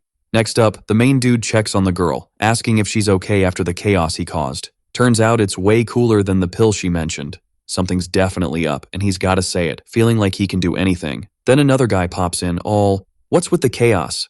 Blue suit dude's like, rude much? Throwing energy around like that. If he doesn't get it, maybe it's lesson time. Hong claims responsibility, but Yu Se-on shuts her down. He didn't ask her to speak, wondering if she thinks he's dumb. He's sure the monster vibes came from that loser, who's still clueless, letting his energy loose. Even after seeing all this, he's still like, let me through, as if that's a legit excuse. Hong drops to her knees, apologizing. Meanwhile, the main guy's still glowing, saying he's not used to monster strength. He didn't think this could happen, and if it bugged anyone, he's sorry. But he thinks the words used were pretty harsh for a first meeting. The other guy gets all jittery. Then the main dude, grinning, says he's sorry for the mess, but it wasn't on purpose. Young doesn't care. He smacks the main guy, sending him flying. The poor dude lands outside. Yang tells Hong to watch, says he didn't hit him that hard, but better not dream of pushing limits, cause this ain't a fight, just a lesson. Our hero gets back up. Yang tries another hit, Siwoo's already sweating bullets, but he takes another hit. Hong begs the young master to chill, cause violence is a no-go at the Crescent Black Moon barracks, but she gets hit too. She takes the full blow, and that jerk says he warned her not to dream big. He eyes her, thinking she's smarter than the rest, but ends up just a half-breed. Meanwhile, Hong's lost, wondering what just popped out of nowhere. Next scene, Yang orders the main guy to kneel, but the boy stands tall, saying Yang's talking nonsense. If he wants to chat, he should ask nicely, and hitting people isn't good manners. He questions if that's what manners are, then tells him to pick up where they left off. Yang calls him a fool, saying he must have a death wish. He throws a bunch of attacks at Siwoo, who blocks them all. Yang's shocked by what he sees. Siwoo admits he doesn't know any fancy moves, but it felt like he was dodging water bullets at lightning speed. The first hit was probably spilled tea, but it felt more like getting hit by a car. Alright, buckle up, cause this is gonna be a wild ride. Knowing what's coming, he braces for impact, and bam, a water droplet the size of a fingernail just pops out of thin air.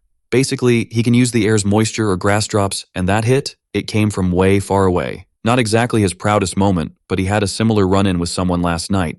If he had to compare, this dude was like a tiny fish in a big pond. Grinning, he says sorry if he hurt the guy's feelings, no hard vibes. In a blink, our hero vanishes. And Yang, totally clueless. Soon after the main dude charges at the guy, the kid was absolutely raging. The man wonders if the kid's using his right hand cause his force control is weak and the attack's direction is so obvious, he can't even hide it. But even knowing this, he misses and Siwoo's like, knew it, this was a no-brainer. He lands a solid hit on Yu Se-on. Hong meanwhile watches the fight, totally mind-blown. Yu Se-on was already down, kneeling before Siwoo. Hong's shock wasn't just one thing, it was cause this was the first magic showdown. The way he dodged and countered like it was nothing, and realized his energy was readable by the opponent. For a second, his energy spike showed the attack's direction, and almost instantly, he redirected it elsewhere. With that, he struck right at the opening the opponent left. It's clear this wouldn't be impossible for a beast from a stronger crew, as it's a basic skill he has. Meanwhile, Hong's thinking the goblin descendants showed up just 3 days ago. Until then, Siwoo was just a regular dude, wondering how a 3-day-old monster got so skilled. Next scene. Siwoo asks if this is the end, but whatever, it doesn't matter. If it's over, he should at least say sorry and move on. He might have started the mess, but with that guy, it's different. Asking what he did to someone just trying to stop a fight. No matter how you slice it, that was 100% his bad, and now he should kneel and apologize nicely. Soon after, the main dude glances to the side. A crystal thingy hit his arm, then Yu Se-on seizes the moment to charge at the kid. But duh, he was ready and dodges the hit. Countering with a kick, he sends the poor dude flying. Then he crashes into a wall. The Heitai clan's unique magic, Clear Waters of Autumn, lets them control and manipulate water. As Siwoo said, the magic works like the Heitai clan's northern martial arts. But what sets them apart is their precision. He can crank up the water pressure to the max, using it as a sharp weapon like metal, sneaking even the tiniest bit into the target's body. This move can also act like a poison, wrecking internal organs, blood vessels, and nerves. Next scene, the wild dude starts getting up, saying there's something funky about a monster's healing power. Losing an arm? No biggie if he's got enough monster juice, but with poisons, healing takes forever. Our hero's already on the ground, and the guy says he probably can't get it or hasn't felt this as a human. Still, he admits the kid did great for an incomplete opponent, with zero real experience. He figures it might be cause of the kid's epic lineage, even as a half-blood, or maybe his inherited blood is just too special for a hybrid. Then Yusion uses his water magic, saying he wants to show he's no match for a real monster, no matter what kind of half-blood he is. Right after, our hero says whether he's a real or fake monster, he doesn't know or care. But there's one thing he's sure of. 'Cause this dude was seriously getting on his nerves. Seeing that aura, Yuseon's shocked, thinking he messed up all his veins and organs, but still, Siwoo's already healed. Even so, he brushes it off and keeps attacking with his magic. The reservoir ability is one of the top-tier tricks of the Clear Autumn Waters art. Alright, buckle up, cause this is gonna be epic. So, there's this super cool gadget that can suck up water from rivers, lakes, seas, and even underground, like a giant straw for the planet. It's called an advanced technique cause it can squish water so much. It's like breaking the laws of physics. No cap. With this, the weight was like way heavier than it looked, like a sumo wrestler in disguise. Plus, when you add speed and force, it's like a truck zooming at max speed, but cooler. Then, Siwoo grabs his magic thread, ready to rock. He's thinking more about the future than the danger right in front of him, picturing the perfect shape for his staff. Only by nailing the right form did his power level up, like a video game cheat code. Just like he'd felt before, deja vu vibes. And surprise, the answer was there all along, like a hidden Easter egg. That attack was coming at him full throttle. Our hero, all determined and glowing, just waits for the hit to get closer. Even without any fancy sword skills to copy, he's risking it all. 'Cause he totally needed to sharpen his blade to the max, like a pencil before a big test. And on top of that, he pumps in the extra energy from Siwoo's internal elixir, like a power-up. Without this, regular Siwoo couldn't have sliced through that attack. Boom, an explosion happens. Water goes everywhere, like a busted water balloon, and the servant's just standing there totally clueless. His attack? Poof, gone. And then it starts raining, like nature's confetti. With that, our hero vanishes. And the Lord's looking around, trying to spot him. But, plot twist, something pops up behind him. The dude tries to turn around. Siwoo then asks if he didn't say losing an arm or two was no biggie, as long as he had enough energy. Then, he does exactly what the guy said wasn't a problem, saying he can ditch him without a second thought. And the Lord's totally shook by what our hero just pulled off. His 2 arms? Yeah, they've checked out. The guy drops to his knees, screaming like he just stubbed his toe. Siwoo asks if losing an arm is really that bad, cause he said he was a real monster, so he should be cool with this kind of pain. Watching the fool? Like, seriously? Then he gives him a flying kick, sending him soaring. Next scene, new location, boom. Yusion's shaking, but not just cause of his arms. The Heitai clan's like top tier among divine beasts, ruling over other monsters, blessed and all that. Yusion's the youngest, super pampered. And that's why he's got zero chill. Facing a creature way stronger is like major pressure. Then, Siwoo reaches out his hand. No time wasted, Yusion says sorry, and Siwoo asks who he was staring at, saying he messed up too, but thought he'd already made up for it. It's not just him. There's someone else who needs to apologize too, telling him to bow and say sorry to her. Seeing the hesitation, the hero's like, what's the holdup? Can't believe he still doesn't get it. And if he's gonna start rambling again. If changing his mind's tough, then just keep going the same way. But no time wasted. Yusion stands up, heads over to Hong, and finally says, sorry for everything. Next scene, back to the real world. Someone's asking if Siwoo can hear him, cause he told him to grab a glass of water earlier. But then he realizes the boy's not home, wondering where he's off to, leaving his guest hanging. Next scene, new place, let's go. This old dude, Yang, says he finally got some rest after 10 years, but didn't expect such a big deal to go down during his nap. The glasses guy says it's his bad. If he'd been more on it, this wouldn't have happened. But Yang's like, no point in crying over spilled milk. He says it's not his job. Hong should have kept him entertained. He knew the kid was special, but not this much. Switching topics, he asks if Hong's hurt, and glasses guy says she's got some bruises, but nothing major. But more than the bruises, she's super stressed, feeling guilty for causing all this drama. Hearing this, old Yang just stays quiet, asking where the guest is right now. Next scene switch, boom. We're at a restaurant, food's on the table, and our hero's having a mental chill-out session. Unlike the wild scene 3 days ago, he didn't totally lose it this time. He got a bit ticked off because of the life force, but all the feels and vibes were his own. The life force, which was the main trigger, and the emotions that were sky high, finally chilled out. And just like that, the so-called wise time kicked in right then. Our main dude, totally clueless, is like, what just happened? Then, he just flops onto the floor, thinking the whole fight was justified, but anyone who goes all out violent, especially to the point of killing, is already in the wrong. Also, taking off his arms was a must to cancel out his magic. And even now, he'd do it again. No sweat. But what he felt before was, no doubt, a rush and thrill from the whole arm removal action. Thinking it might have been a one-time thing, someone pops up asking if they can come in. Our dude gets up saying, "Sure, come on in." Hong shows up again. Our hero's like, "You looked pretty beat up before? Feeling better now?" Hong's all, "Yeah, I'm good, it was just a scratch." Siwoo's like, "Didn't you cough up blood? 'Cause I've been there, and that's no small thing." Then the girl kneels apologizing, saying she lost it and acted out in front of the master. Siwoo's like, "No biggie. The fight's on those who join in, and I should say sorry for busting the roof." Still, the girl insists it's her fault, 'cause the black spiritual pill was never meant for the master.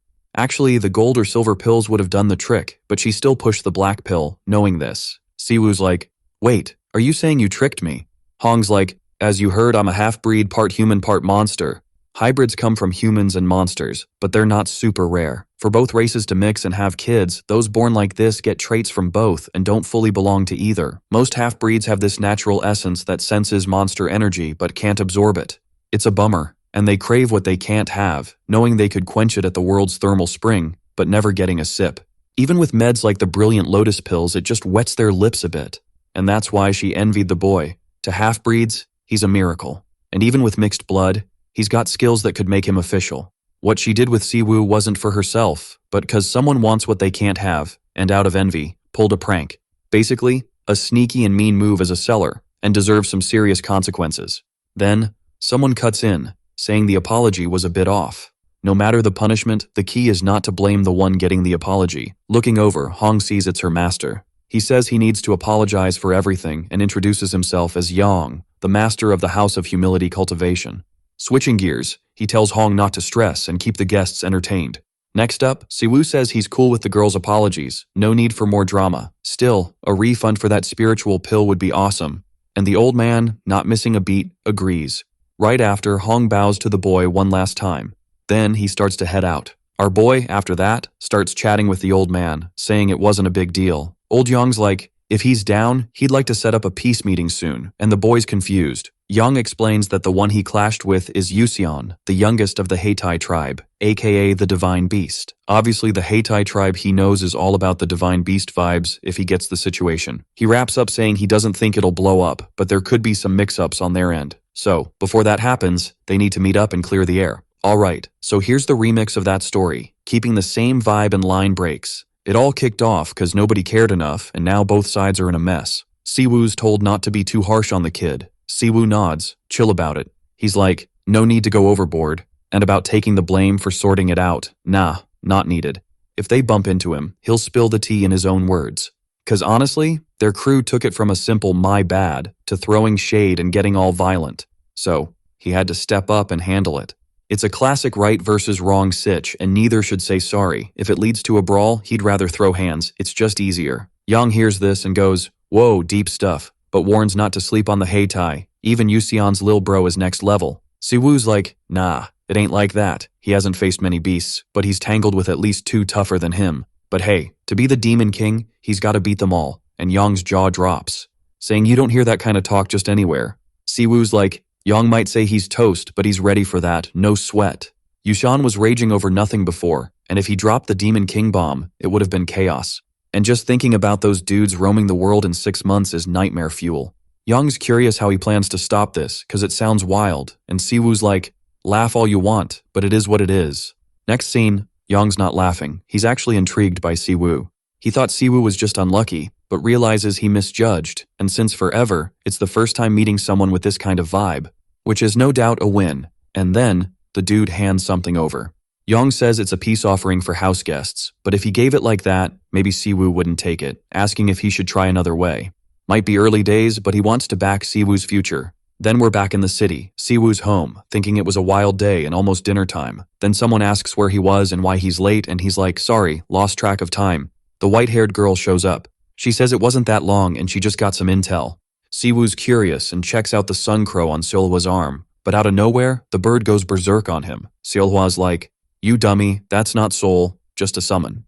Then the bird bounces. Seolhwa says even though it's a bird, it's got no white feathers, and that's bugged her since she was a kid, cause Solmi can't get mad if someone slips up, but it still stings. Siwoo promises to be more careful, and Seolhwa says Solmi sent it herself. She's been on the move since last night gathering intel. Last month, loads of people went missing, and the spots they vanished from are all in certain areas. Maybe these spots are hunting grounds for outsiders, and tonight they're planning to hunt in one of these zones. But first, there's something he needs to sort out. Siwoo asks what? And bam, gets a punch. Seolhwa says she gets if the welcome's not great, she's a surprise guest and won't whine about the change in plans. But about everything else, he made her wear those sweaty clothes. So she hopes he brought something decent while he was out. Or if not, he better hit the shops. Next scene, they roll up to another spot, with Seolhwa asking if that's the top department store in the city. Siwoo's like, not sure if it's Korea's best, but in the provinces, there are some way bigger, and Seolhwa's like, humans built that? Also, it's Siwoo's first time buying legit clothes. Alright, buckle up, cause this story's about to get a glow up. So this dude, he's not uninterested, right? He's at that age where looks are everything, and he's got the drive to save up some serious cash. But, as usual, there's a snag. Back in the day, our boy was a bit on the chunky side. Fast forward to now, he's shed the pounds and is all hyped about finally hitting the shops. He's buzzing, telling her to try on whatever, and if she wants it, just give him a shout. Oh, and by the way, it's Siwoo's first time in a department store. So he had no clue about one tiny detail. The prices were, kinda insane. Then, this sales assistant pops up saying his girl's super lucky cause not many dudes buy this kinda stuff. Meanwhile, Siwoo's brain is doing cartwheels over why there's an extra 0 on the price tag. While Seolhwa's trying on clothes, the assistant's hyping her up, saying she looks fab. She's like, not bad, right? And asks Siwoo for his take. He's thinking it costs a gazillion bucks, but still says she looks awesome. Finally, they wrap up the shopping spree, and the total's a whopping 1,900,000. Siwoo's wallet is crying, and Seolhwa's like, didn't I say ditch some stuff? Then she's like, let's hit another spot for more clothes.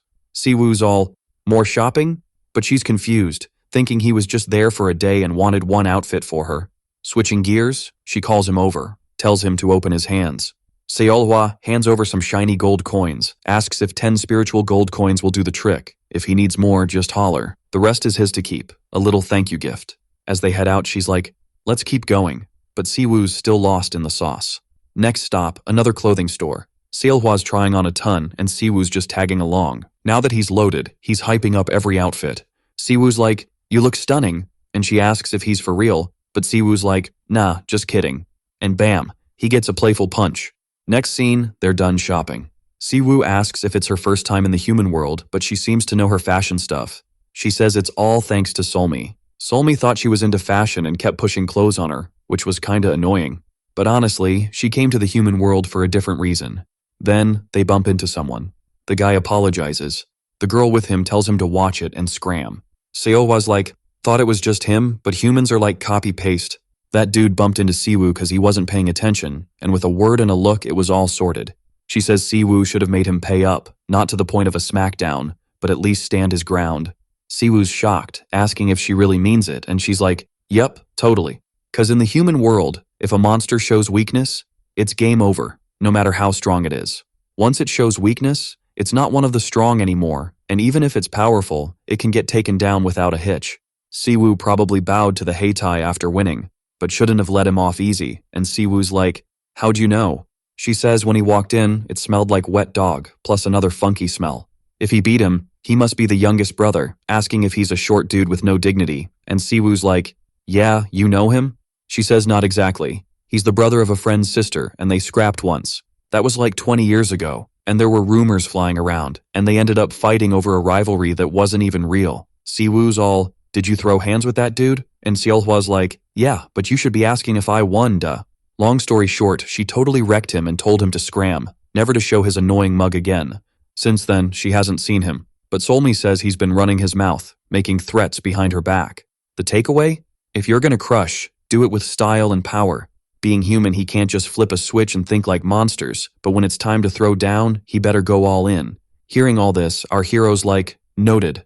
Then Seol was all, be ready to take down anyone you meet, and Siwoo's like, did you run into those people? Scene change. A dude's like, can you slow down? And the girl's like, if we're late, they'll reset the wait time. Then poof, the guy's gone. The girl's like, what's his deal? We gotta hustle. But surprise, the dude's already vanished. She's looking around all confused like, where'd he go? Meanwhile, someone's lurking. A guy's all, I'm sure of one thing.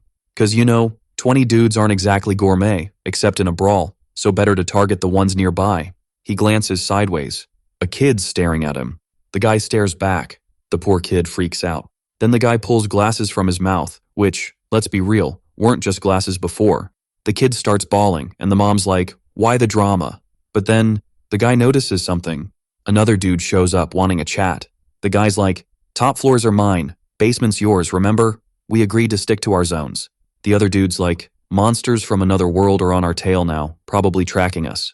The guy's like, saw that coming? Should we bail? Broker said no beef with peninsula monsters. His bro's like, just don't make waves, handle it quietly, no drama.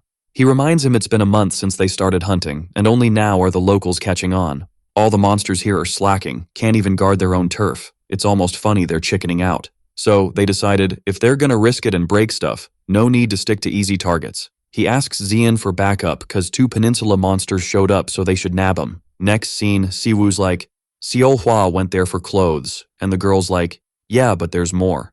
The city's biggest department stores got humans vanishing left and right. On her travels, she spread seeds, so there's no escape, and where humans gather, it's better to catch than run. So instead of fleeing, these guys are nesting there, and she's gonna make it crystal clear. Long story short, they got it twisted, thinking the city's their playground. The big crowd isn't just 'cause of the department store. There's also a subway station with 3 lines crossing, plus a bus terminal linking Seolhwa to other places. With all that, Seolhwa's the hub, with thousands passing through daily. Next scene, someone says if it's that spot, no wonder they missed the disappearances. Siwoo's like, if they dodge CCTV and prying eyes, blind spots don't matter. 'Cause when someone vanishes in a crowd, folks just think they imagined it or something shifted. Then Seolhwa's like, I don't know much about this place, but from the vibes, there are 4 nearby. From what she senses, it seems they've set up their hunting grounds like this, 'cause she can't say what kind of monsters they are. Hearing this, Siwoo's all, shouldn't we just tell the judge? There's a ton of them, and we have 0 clue what we're up against. Seol was like, in another world sure, but right now, nah. Those clowns are just trying to get a rise out of us. Basically they're flexing, saying they know where we are and they're coming for us, but they're not running. If someone steps in, they've got a plan. Even if they call it a backup plan, it just means running away, which is basically losing. And since we gotta catch them, running's not an option. Plus, they might not even be able to chase us, unlike us who are supposed to be the law squad, and doing it without causing chaos is tough. So, they'll milk it for all it's worth, and the showdown's probably gonna be here. Mongtai tossed us this mission with 0 explanation, but there's no right answer. Checking his phone, Siwoo's like, evacuating the station or bus terminal's gonna be a nightmare. Is the mall closing soon? But the girl shrugs. Doesn't matter. If it's just a few people, no biggie if they get caught up. Next scene, we're somewhere else. Someone's all, what's going on? A dude pops up, looking all stylish and mysterious. Scene switch, and a guy's saying he's not uninterested, but right now he just wants easy, tasty food, so he's staying put. His bro's like, you said this wouldn't be a problem, and with the 4 of us, we're solid. But the other guy's like, that's just my take. He's seeing it as a 50-50 gamble to join them. To sum it up, he knows he might have sounded rude, but he wants to know what he can do, cause after a month of watching, he doesn't find him super trustworthy. Hearing this, the kid's fuming, asking if he's really saying what he thinks and if he wants to bail on them. But the guy's like, chill, I'm not stopping you, but I gotta find a new hangout. As he leaves, he thanks them, saying he learned a lot, even if he didn't think this would happen again. So, he wishes them good luck. Next scene, the girl nearby's super nervous, and the pigtail girl tells her to be nicer to Shin Yan. The other guy's like, nothing's changed just 'cause that kid left. Shin Yan's not all that powerful anyway. To sum it up, with the 3 of them, they're good. And Pigtail Girl agrees, but didn't expect Shin Yan to ditch them, 'cause she loved to eat. The other girl asks if, after munching on Lin, she wants to know the next move, 'cause even if a similar one goes down, the comeback will be stronger. Oribori says he's got a safe house ready, and the girl asks if it's there. The guy nods, 'cause they'll keep munching on humans and the monsters chasing them, one by one. Anyway, they've got the upper hand, and while they blend in with humans, those fools can't use their powers. Pigtail Girl asks if there's a limit, cause hunting humans is riskier than just offing them, wondering if it's game over when the monsters catch on. Ouroboros like, yeah, that's why we'll chow down on everything until we're back in our turf, then we'll hit the Hyung Kingdom.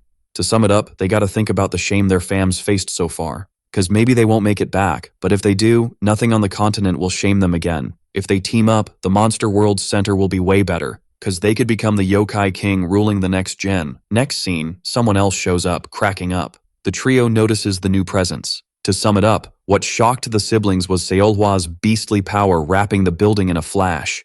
With a grin, the girl asks if it's go time, telling them to head home fast, and she seemed to be hypnotizing the humans. With that, they drop everything they were doing. Alright, buckle up because this story's about to get wild. So, Seolhwa's got this super cool power, right?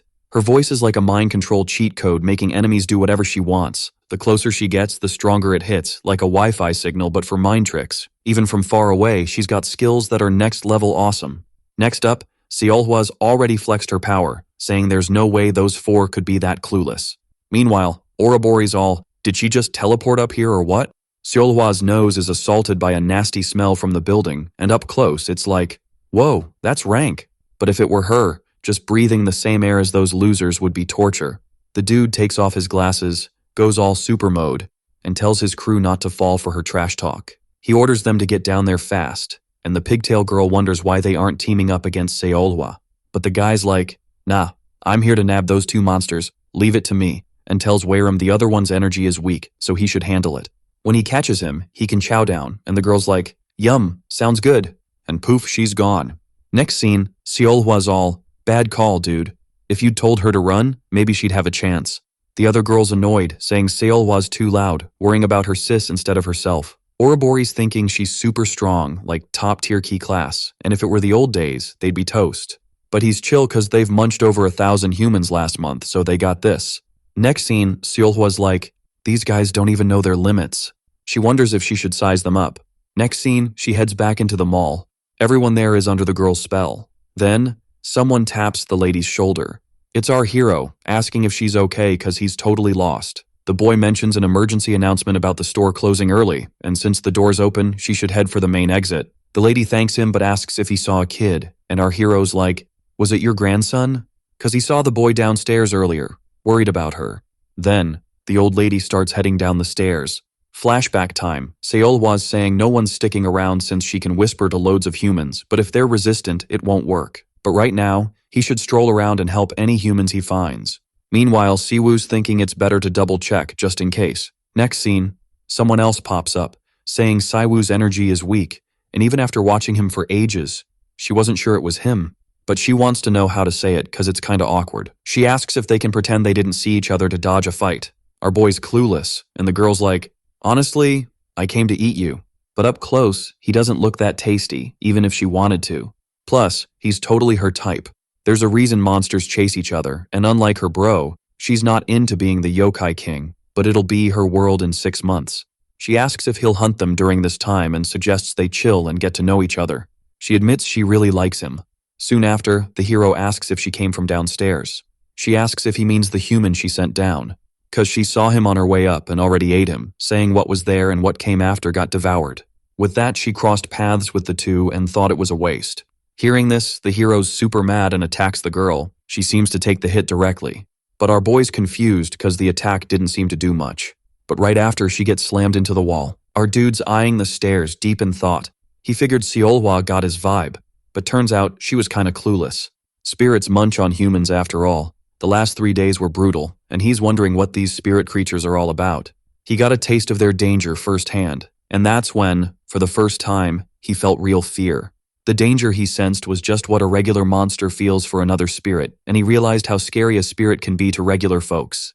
Soon after, the girl stands up again, asking if that was overkill, because if he's mad, he should just talk it out. But still, that was a shocker, and honestly, she thought he'd be super weak. Also, checking him out again, he looks kinda tasty. But our dude says it doesn't matter. He charges at her again. He says he'd rather she admits she wants to eat him than say she likes him, because that's a bit less gross. Throwing a few more punches. Next scene, we're on the floor below. That girl got tossed there. The punch was so strong it even cracked the floor. The hero keeps chasing that woman who's laughing the whole time. She asks what's up with that, because it's getting totally ridiculous, and she finally strikes a powerful pose, like she's super strong. But right then, the girl notices something. Our hero's activated that weird power again. The girl says it's amazing because she's never seen anything like it before, asking if it's his demon energy. Getting ready to attack again, Siwoo says that's exactly it, swinging that spirit blade, heading straight for the girl. But then the ground starts shaking. She says, in the end, it turned out like this. She blocks the attack, saying it's quite a show. She starts to counterattack again. Our dude's clueless, wondering what kind of power that is. Then he lets go of his enchantment, thinking it's not just strength, because her healing and blocking were super quick, guessing this is her true form. Again, he notices something. He barely blocked the hit, but still took some hits. The girl doesn't give him a break and keeps coming at him, landing another hit. But she's shocked. Our dude blocked it, countering with a knee strike, sending her flying right after. Then she says if she knew Siwoo would fight like that, she would have bailed from the start. After all, that's her power, her real form, mentioning her limbs are a mess and her torso's a disaster. Hearing this, Siwoo's surprised, saying it's not that bad. The girl says she smelled like rotten meat, but until now, she didn't even know she had that smell. They call her Yagava, and back in the day, her kind fed on humans, and if they couldn't eat meat, they soaked up a bit of yokai energy. They were never strong, and that's how they survived in battles. After they made that rule, they hit rock bottom. For other yokais, humans were a tasty snack, but for her, it was basic food, and that was totally banned. Hundreds of years ago, after that moment, most of her kind starved, and some snuck into the human world and tried to take her out. But they got taken out by other yokais, and her parents were victims too. Still, she doesn't remember her parents, so she's not super sad, but seeing her brother upset gets to her. Anyway, the three lived in their parents' shadows in the human world. They didn't even look human and lived in the sewers, covered in grime and junk. But now it's different, because they can at least look good and instead of the dark sewer, walk under a bright sky, soaking up the sun. Above all, it's not like eating humans was a huge mistake. For thousands of years, except the last 666 years, it was like this, and it will be again in 6 months. She definitely doesn't want to ditch that awesome life for some weird rule, because she's already lost a lot. She asks if they can just pretend they didn't see each other, because she finally found something she digs, and doesn't want to ruin it because of this rule. Alright, so Siwoo's all, just to clear things up, I'm not a yokai, okay? I want this rule to stick around forever.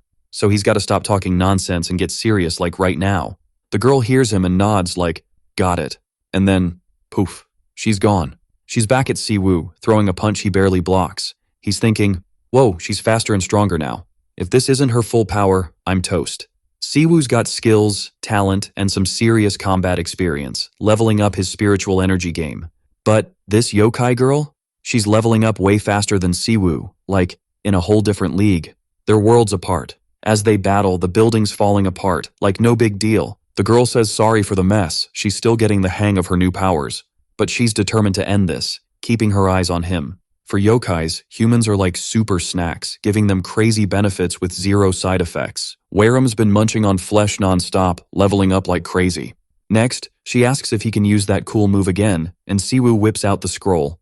Waram's all, out of all your moves, that one's the strongest. With its range, it's got the best shot at taking me down.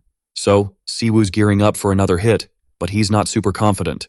He throws the attack again. The girl charges, thinking it's not much different from a close-up attack, guessing he can't spam this move, so she's got one plan. Basically, embarrass him and then win. Next scene, Siwoo's just chilling on the ground. Waram's like, it'd be cool if I knew your name, saying it was nice meeting him. In short, this fight was a toss-up. Both had a shot at winning, depending on their style.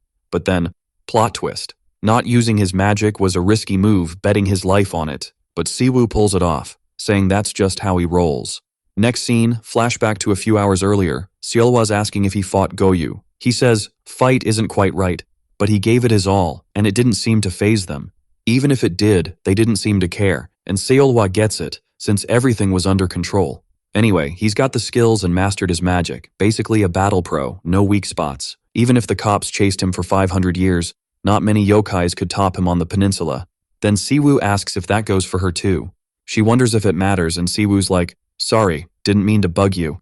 Seolhwa's all, obviously I'd win. Age doesn't matter. I'm still the strongest. She asks what he did when he fought, cause she's sure it wasn't like fighting her. It had to be different. Siwoo says he used Sol's tools and fought seriously, while the driver thinks these kids' chats are a mystery. Continuing, Seolhwa asks if Siwoo just stood there. When he used his move, since he's not a martial arts guy, she figures he stayed put or went for a sneak attack. Siwoo nods, and Seolhwa explains he couldn't surprise him because of the skill gap. Simple answer.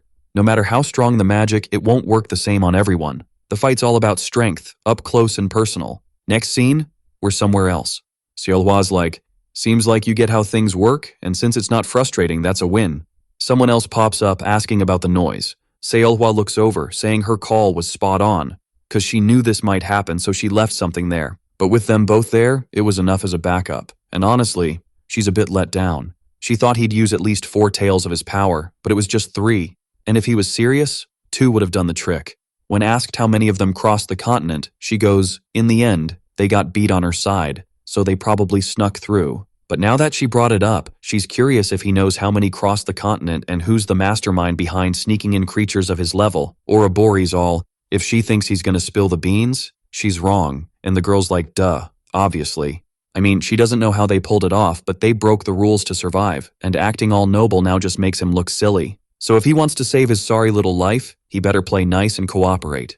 Hearing this, the dude gets super mad, saying he won't do it because he totally doesn't want to. He starts summoning his aura and it wraps around everything nearby. Seolhwa fires up her ability, thinking with her powers and Kai level, she's still got the upper hand. In a flash, that guy charges at the girl. Meanwhile, she keeps casting spells. Boom. An explosion goes off shortly after. Moments later, the dust clears and Seolhwa's like, no matter what he does, the outcome's the same. After all his effort and strength, it's like he's just swinging wildly, and even if he got 10 times stronger, it'd still be the same. Power isn't just about brute force, it's about how you use it. Right then, Solmi's crow shows up, saying her outfit's on point. The girl's surprised, asking how long she's been watching the fight. Solmi's like, she just got there, and mentions Seolhwa's reaction isn't fun, Siwoo's was way better. And Seolhwa's like, she's heard that once or twice already, and if she keeps reacting the same way every time, she's got a problem. Switching gears, she asks what's up with her because she doesn't look too hot. Solmi's like, she had a crazy busy day and couldn't sleep at night. Plus, she traveled across the country between the spirit world and the human world, begging the girl to lend a hand. Long story short, she's been juggling all sorts of problems and still has a ton of stuff to do, and then surprise, Seolhwa agrees to help.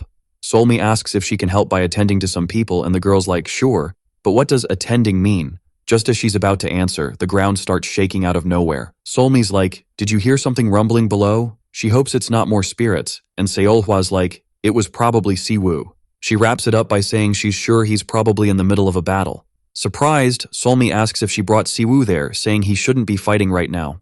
But Seolhwa's like, Siwoo's strong and could even die if he's unlucky. But she asks what would happen if the boy didn't face tough opponents now. It's way better for him to fight now than to chill for the next 6 months. Sadly, that guy's just another goblin, and even putting aside this yokai king stuff, the goal's the same. Keep the fight going. If they stop him from facing these battles, they'd just be blocking his path. And maybe there's no need to worry from the start. After all, blood is blood, she shouldn't stress, and she can chill about the protagonist. In the end, this will wrap up soon, and then the scene flips back to the battle. Wareham, meanwhile, is totally lost, wondering what's going on. His attacks are apparently all getting blocked. Not only that, but they're not doing much damage. The girl's thinking she's sure the attacks were landing right and even hit more than 10 times a bit ago. But something changed suddenly, and she's wondering what really happened, thinking she might actually lose this battle. Long story short, that was a goblin fight. A special privilege for a few talents, since any goblin's born with natural combat skills. But if it was just about skills that rely on strength, goblin fighting wouldn't be considered magical. The reason they're known as yokai who aren't great fighters, instead of yokai who fight well, is totally different. And that was the big reveal the protagonist had. In the next scene, he's apologizing. After all, he was touched by discovering something unexpected and wanted to get used to it as soon as possible so he wouldn't forget that feeling, saying they gotta wrap up that battle soon. Then, the girl charges at Siwoo, thinking she's sure he's got some move that cancels the impact, but she's gotta keep looking for the right moment to strike, aiming then at the boy's neck, saying she's totally gonna chow down on him, thinking it's the perfect time to keep attacking. But then, surprise, our dude blocks the attack with his bare hands. Siwoo redirects the impact, channeling it through his body. Goblins call this roots, like tree roots, super solid and tough to knock over, and they master this skill too. Standing strong on both legs cuts down the damage from hits. and the goblin's power goes way beyond what anyone thought, finally showing off. He's definitely unlocking his true power. Next scene, our heroes already grabbed the girl's arms, slammed her hard to the ground. The whole building shook from that move. Floors got wrecked from the impact. Poor Weiram went crashing through floor after floor. Meanwhile, our hero followed the fall too. The girl, all beat up on the ground, asks for a tiny favor. Before she runs out of breath, she wants him to finish her off quick, cause if she loses strength, she'll go back to her original form, and even in death, she wants to keep her looks. But Siwoo says he's not planning to kill her now, cause there are other spirits with her. Hearing this, Weiram laughs, saying maybe she asked for something he can't do. Right then, our hero realizes something, and he gets hit with a full-on attack. Next scene jumps to the building's terrace, with Solmi saying some continental spirits tagged along with her. Seolhwa says that's not a bad thing, cause if they're skilled, she'd like to meet them too. Solmi says they're skilled, but on the continent, sending a high-rep assistant to deal with them was tricky, cause they were kinda indifferent. Hearing this, Seolhwa asks if any elder who's been chill for 1,000 years came, but Solmi says nope, it was a descendant with his blood. Curious, Seolhwa asks who it is and why they're here. Turns out, it's from the great celestial sage, and they say it's Sun Wukong's granddaughter. Next scene, that girl keeps watching the hero. He thinks the attack wasn't aimed at him, wondering if she's not an enemy, then introduces himself, saying he's chasing foreign monsters under the judge's orders. The girl cuts him off, saying she doesn't care who he is. Surprised, Siwoo realizes her accent's probably not from Korea, and she says the one behind him is a sinner who deserves to die. To sum it up, she says she doesn't know why he's defending himself, but she'll let it slide this time, but no second chances. Then, she pulls a strand from her hair, saying if he doesn't want to die, he should dodge. The girl blows that strand of hair. Our hero's totally clueless about what's happening. Then, boom, an explosion goes off. The woman says she thought that'd be enough, but Siwoo's way tougher than he looks. The dude defended the attack solo, but thinks if it was him 30 minutes ago, he'd be toast. The shock release was spot on too. But Siwoo's still a young tree, and his roots took a big hit. In the chaos, Siwoo wonders if he can block the attack again. Then the girl asks if his legs are still moving. Still, she says it doesn't matter, cause even if he dodges, this time she'll finish him. She takes another hair strand, but this one's different. When she launches the attack, it's way more powerful. Smoke covers the whole place. But the girl's still shocked by what she sees. A giant hand pops out of nowhere, smacking her down. The hero's on the ground, totally confused. That hand was apparently protecting him. Turns out Seolhwa showed up saying she felt something weird, so she came to check it out and found this. He asks who she really is. If she came from China to help, and instead of going after who she should, she started a fight with a small monster. He also says she shouldn't just stand there sulking, just watching, cause she should at least say sorry, unless she wants to get wrecked. And they should settle this once and for all. Meanwhile, the two auras face off. The two beauties are locked in an epic stare-down. Each is gearing up for an epic showdown. Our boy's trying to play peacemaker. But then, boom, Solmi pops up asking Seolhwa what's up with her. She's like, you're a guest, chill out, but you still want to throw hands. She's all, you gonna take the blame if this blows up? Same goes for Xiaohui, who's here as backup. Solmi's curious about what went down with her and this dude, since Xiaohui seemed to start the magic show. Even if the kid was a jerk, fighting without a ref is a big no-no in the central region, thanks to the Demon King's rules. As the judge's voice and will, she can't just let this slide. And if she doesn't back off, Solmi's ready to go all out. Basically, she's gonna snitch to the court. To send her packing, she'll spill the beans on why. Next scene, Solmi's like, Siwoo, surprised much. Even as a messenger, not everyone can roll with the magisterium. There are tons of stars, just like wannabe messengers. But these clowns can't last a day before bailing. She's the only one who can deliver the chief's words to monster crowds. And while delivering bad news to these beasts, she's gotta keep her cool. She's sweet to the weak, but don't get it twisted. Even against big baddies, if she thinks it's wrong, she's not backing down. Then Xiaohui's like, got it, I kinda lost it too. She's all, no point making excuses. As she bounces, she's clear she's there to bust baddies, not to tag along. And since it's her turf, she'll show some respect. She hopes the Fox Lady remembers that too. Then Xiaohui's all confused, saying she's lucky to be alive. But hearing that, Xiaomi's getting all jittery. Next scene, the lady's gone, and Xiaomi's saying the mission was a win. They nabbed at least one. Siwoo put in work, saying the spot was infamous for missing folks in Seoul, and thanks to him, no one's gonna vanish there. Siwoo's curious if there are more spots like that in Seoul, and even if it's tough, they gotta keep folks away. But the girl's like, chill, we're not the only ones on the hunt tonight. There are monsters in the human world, like Goyu, and yokais like them need special passes for these gigs. Everyone's got their own hunting zone, so even if they can't hit all at once, most intruders will get caught. Xiao's wondering if more yokais are coming and if there's really that much action in such a chill spot. But Solmi's like, nah, it's not just us, humans are in on this too. Mongtai said, even if it's not direct teamwork, they've got a deal on zones. Yokais handle south of the Han River. Plus, shamans are taking over the north for some cleansing. Next scene jumps to a tower in Seoul's province. Yoshi's hanging there. Someone pops up asking why he's flying solo. She thinks it'd be normal to roll with the boy, and if Doran and Eonin were in charge, they'd have a squad of 10 shamans. But our guy's like, I got this solo, and there's not enough folks because of today's mission, and honestly, more people would just be a hassle. Meanwhile, Soyeon's thinking, despite all the pushback, this is why the elder made him a shaman. 'Cause he's a prodigy. Soon, Yoshi's asking what's next and who's on the meet list, guessing it's the defense minister. But the girl's like, nah, it's the police chief, basically the commissioner, and he's probably waiting, so we got a jet. Yoshi's asking if he can catch some Z's, but she's like, Seoul's in chaos and we did all we could to keep it chill, asking if it looks the same to the regular folks. Even though the media's got its grip, it's not foolproof, and folks might think North Korea's pulling a fast one with a terrorist attack. So the game plan is to make people buy into it, and even if it's fake news, reporting it makes the whole thing seem more legit. Yoshi hears this and nods, then Soyeon drops the bomb that he needs to be at Icheon Airport by 7 a.m. Yoshi's like, wait, why are we suddenly talking airports? And she says she got the scoop from an elder. Turns out, a big shot family in Japan wants 2 people sent over, and the elder gave it a thumbs up. She asks if he's heard of the Kira family. Yoshi's like, why me, out of everyone? But she says it's not up for debate. The 2 coming over are the leader's kids, and one's next in line for the throne. Next scene, somewhere else. Someone says you can feel the airport vibes, asking his sis if she feels it too. She's all, chill, it's our first trip abroad. She hopes Korea's at least a bit fun, even if it's hard to say. Next scene, someone's welcoming them to Korea. A girl wonders if it's too late for a translator, and Yoshi's like, it's a pain, but I gotta speak directly.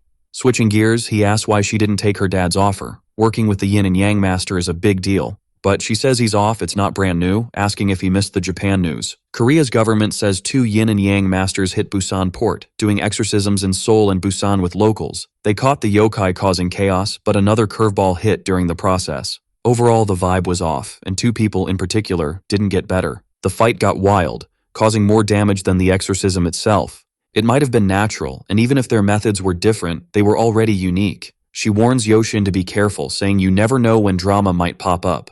Yoshin's like, I know nothing, and if I don't vibe with the work, oh well. Looking ahead, the girl spots the people they were after. Since they sent a picture, they probably spotted them too. The young man glances sideways. Yoshin's like, this could be bad, and the girl agrees, saying the 2 look kinda sketchy. They start walking towards the group. They lock eyes. Meanwhile, Yoshin's thinking he needs to chill and introduces himself. The young man bows back, thanks him for the warm welcome. His name's Kira. He's 16. But cutting the Korean age, he's actually 17, asking them to be cool with him while he's there. Yoshin's surprised, saying Kira's Korean is on point, and Kira says he's been at it since high school. But Kira says his sis is even better and asks her to say hi too. But she's glued to her phone, just gives a quick, hello. Kira's confused by his sis's vibe.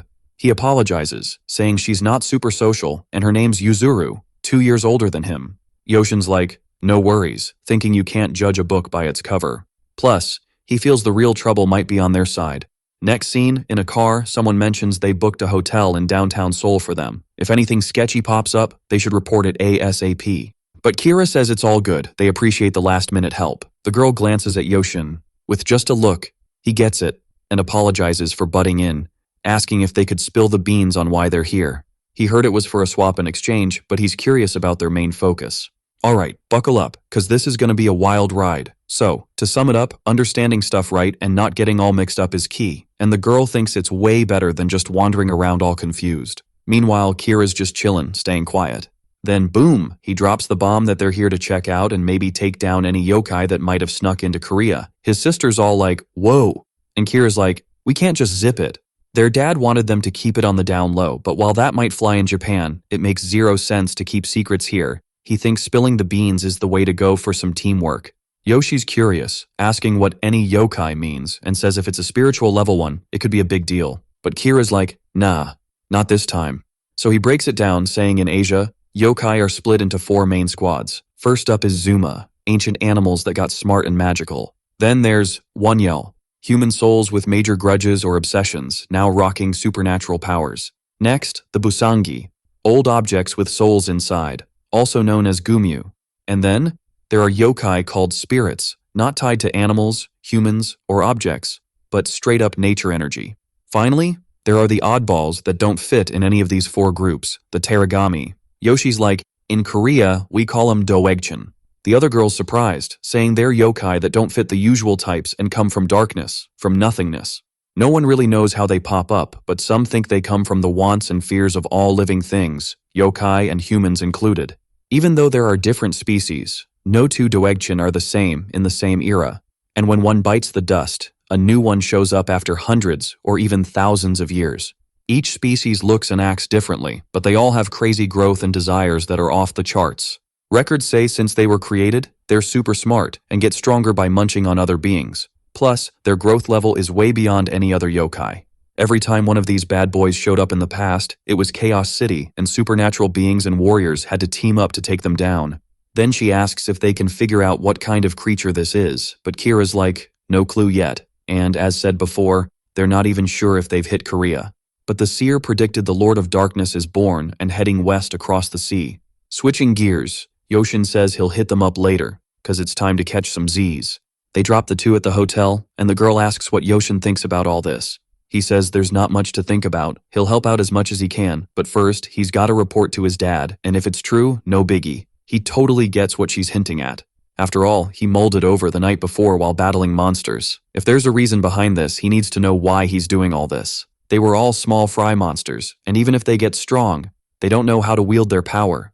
If others are on the same level, it's just a matter of time before they're toast.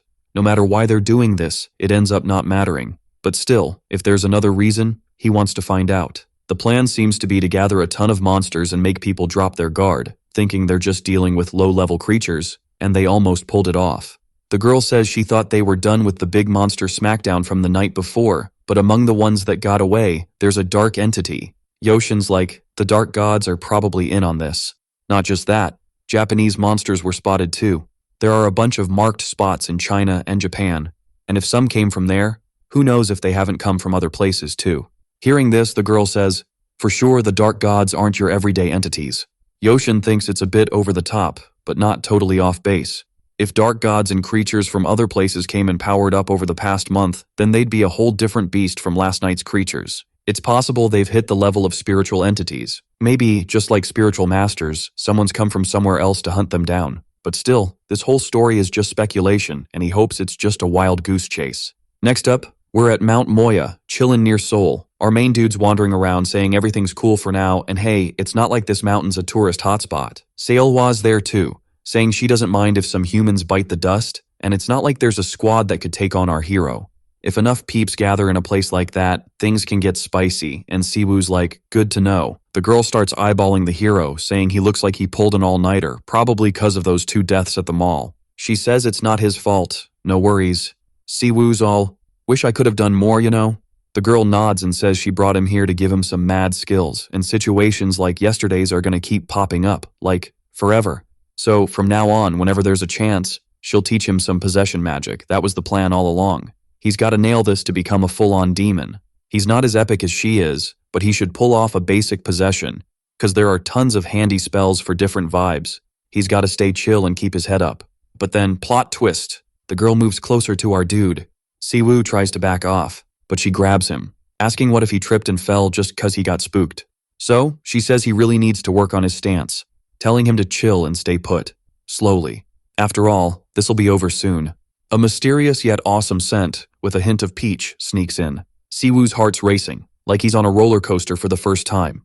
The girl keeps watching him. With that, our hero just shuts his eyes. And when he opens them again, boom! He's teleported to a super familiar scene. Seolhwa says no stress, it's not what it looks like. That place is the center of his mind, a space in his brain, and everything he sees, feels, and hears is from his own memories. Siwoo asks if this is like a trippy dream, and what's up with the sky. She says it's nothing, and the one chatting with him now is the real deal. She explains her spells are next level. Basically, it's one of her species' exclusive spells, called Purple Breath, which sends fake signals to the brain through senses. So, it can cause hallucinations or sound illusions, making someone forget stuff and even tweak simple actions. In comparison, this is a more advanced trick, not just sending signals, but creating a mental path and linking minds temporarily. In short, she's just visiting his head for a bit, and this kind of feeling usually wouldn't be so intense. But now the challenge they're about to face is super interesting for her too, because it's about his ability to take on that person. Then, a purple shadow pops up out of nowhere. It starts morphing into a human shape. Siwoo's shocked by what he sees. It's basically a version of himself, just with different eyes. Seolhwa says it's not exactly the same as before, because it's a recreation from his memory data. But it also has the memories of his opponent, plus her own experiences. And, since they checked both data, the match should be spot on. Then, she asks if he's not curious about who's stronger and how big the gap is. Oh, and she warns him that the energy that dude has is the same as he had back in the day. She remembers an energy level embarrassingly close to total burnout before the body crashes. Then, that shadow starts moving, heading straight for Siwoo. In a flash, it's right in front of him, throwing a solid punch. Right after, Seolhwa comments that, even so, that dude's super strong, even without a drop of energy. Siwoo's wondering what kind of power that was, because it totally managed to spread the impact when it hit the ground. Meanwhile, his shadowy twin keeps throwing kicks. Our boy's taking the full brunt of the hits. Apparently, dude couldn't attack, just defend, like a human shield with no offense. And in the middle of all that chaos, he's wondering if things were always this wild. Because the power and speed were way beyond your average yokai. Soon enough, the boy dodges a hit, Matrix style. But his shadowy twins got moves too, predicting his dodge. Bam, knee strike right to him. Seol was watching from a distance, thinking this ain't gonna be a walk in the park for him. Cause, as she mentioned before, if he were a yokai, it'd be a whole new level of tough. The poor dude's taking so many hits, his mouth's like a ketchup fountain. Seolhwa thinks he's got some wild combat instincts, and even though he's won fights with pure swagger, that only works on the noobs. But against someone who matches his skills, and even outdoes him in some areas, it's gonna be a real uphill battle. Our boy's just standing there, taking it all in, thinking, even after going all out, he hasn't even scratched the dude, and the other guy's not even flinching. It's super weird because no matter how much he thinks, back then he didn't have any superpowers. So he's like, how is this even happening? Then, Seolhwa spots something. The protagonist gets back up, ready to rumble again. His shadowy self charges forward. The boy's thinking all his fight moves so far were inspired by that guy. Including, when he first powered up, he could change forms because he still had memories of that dude in him. Basically, if that guy can do it, so can he.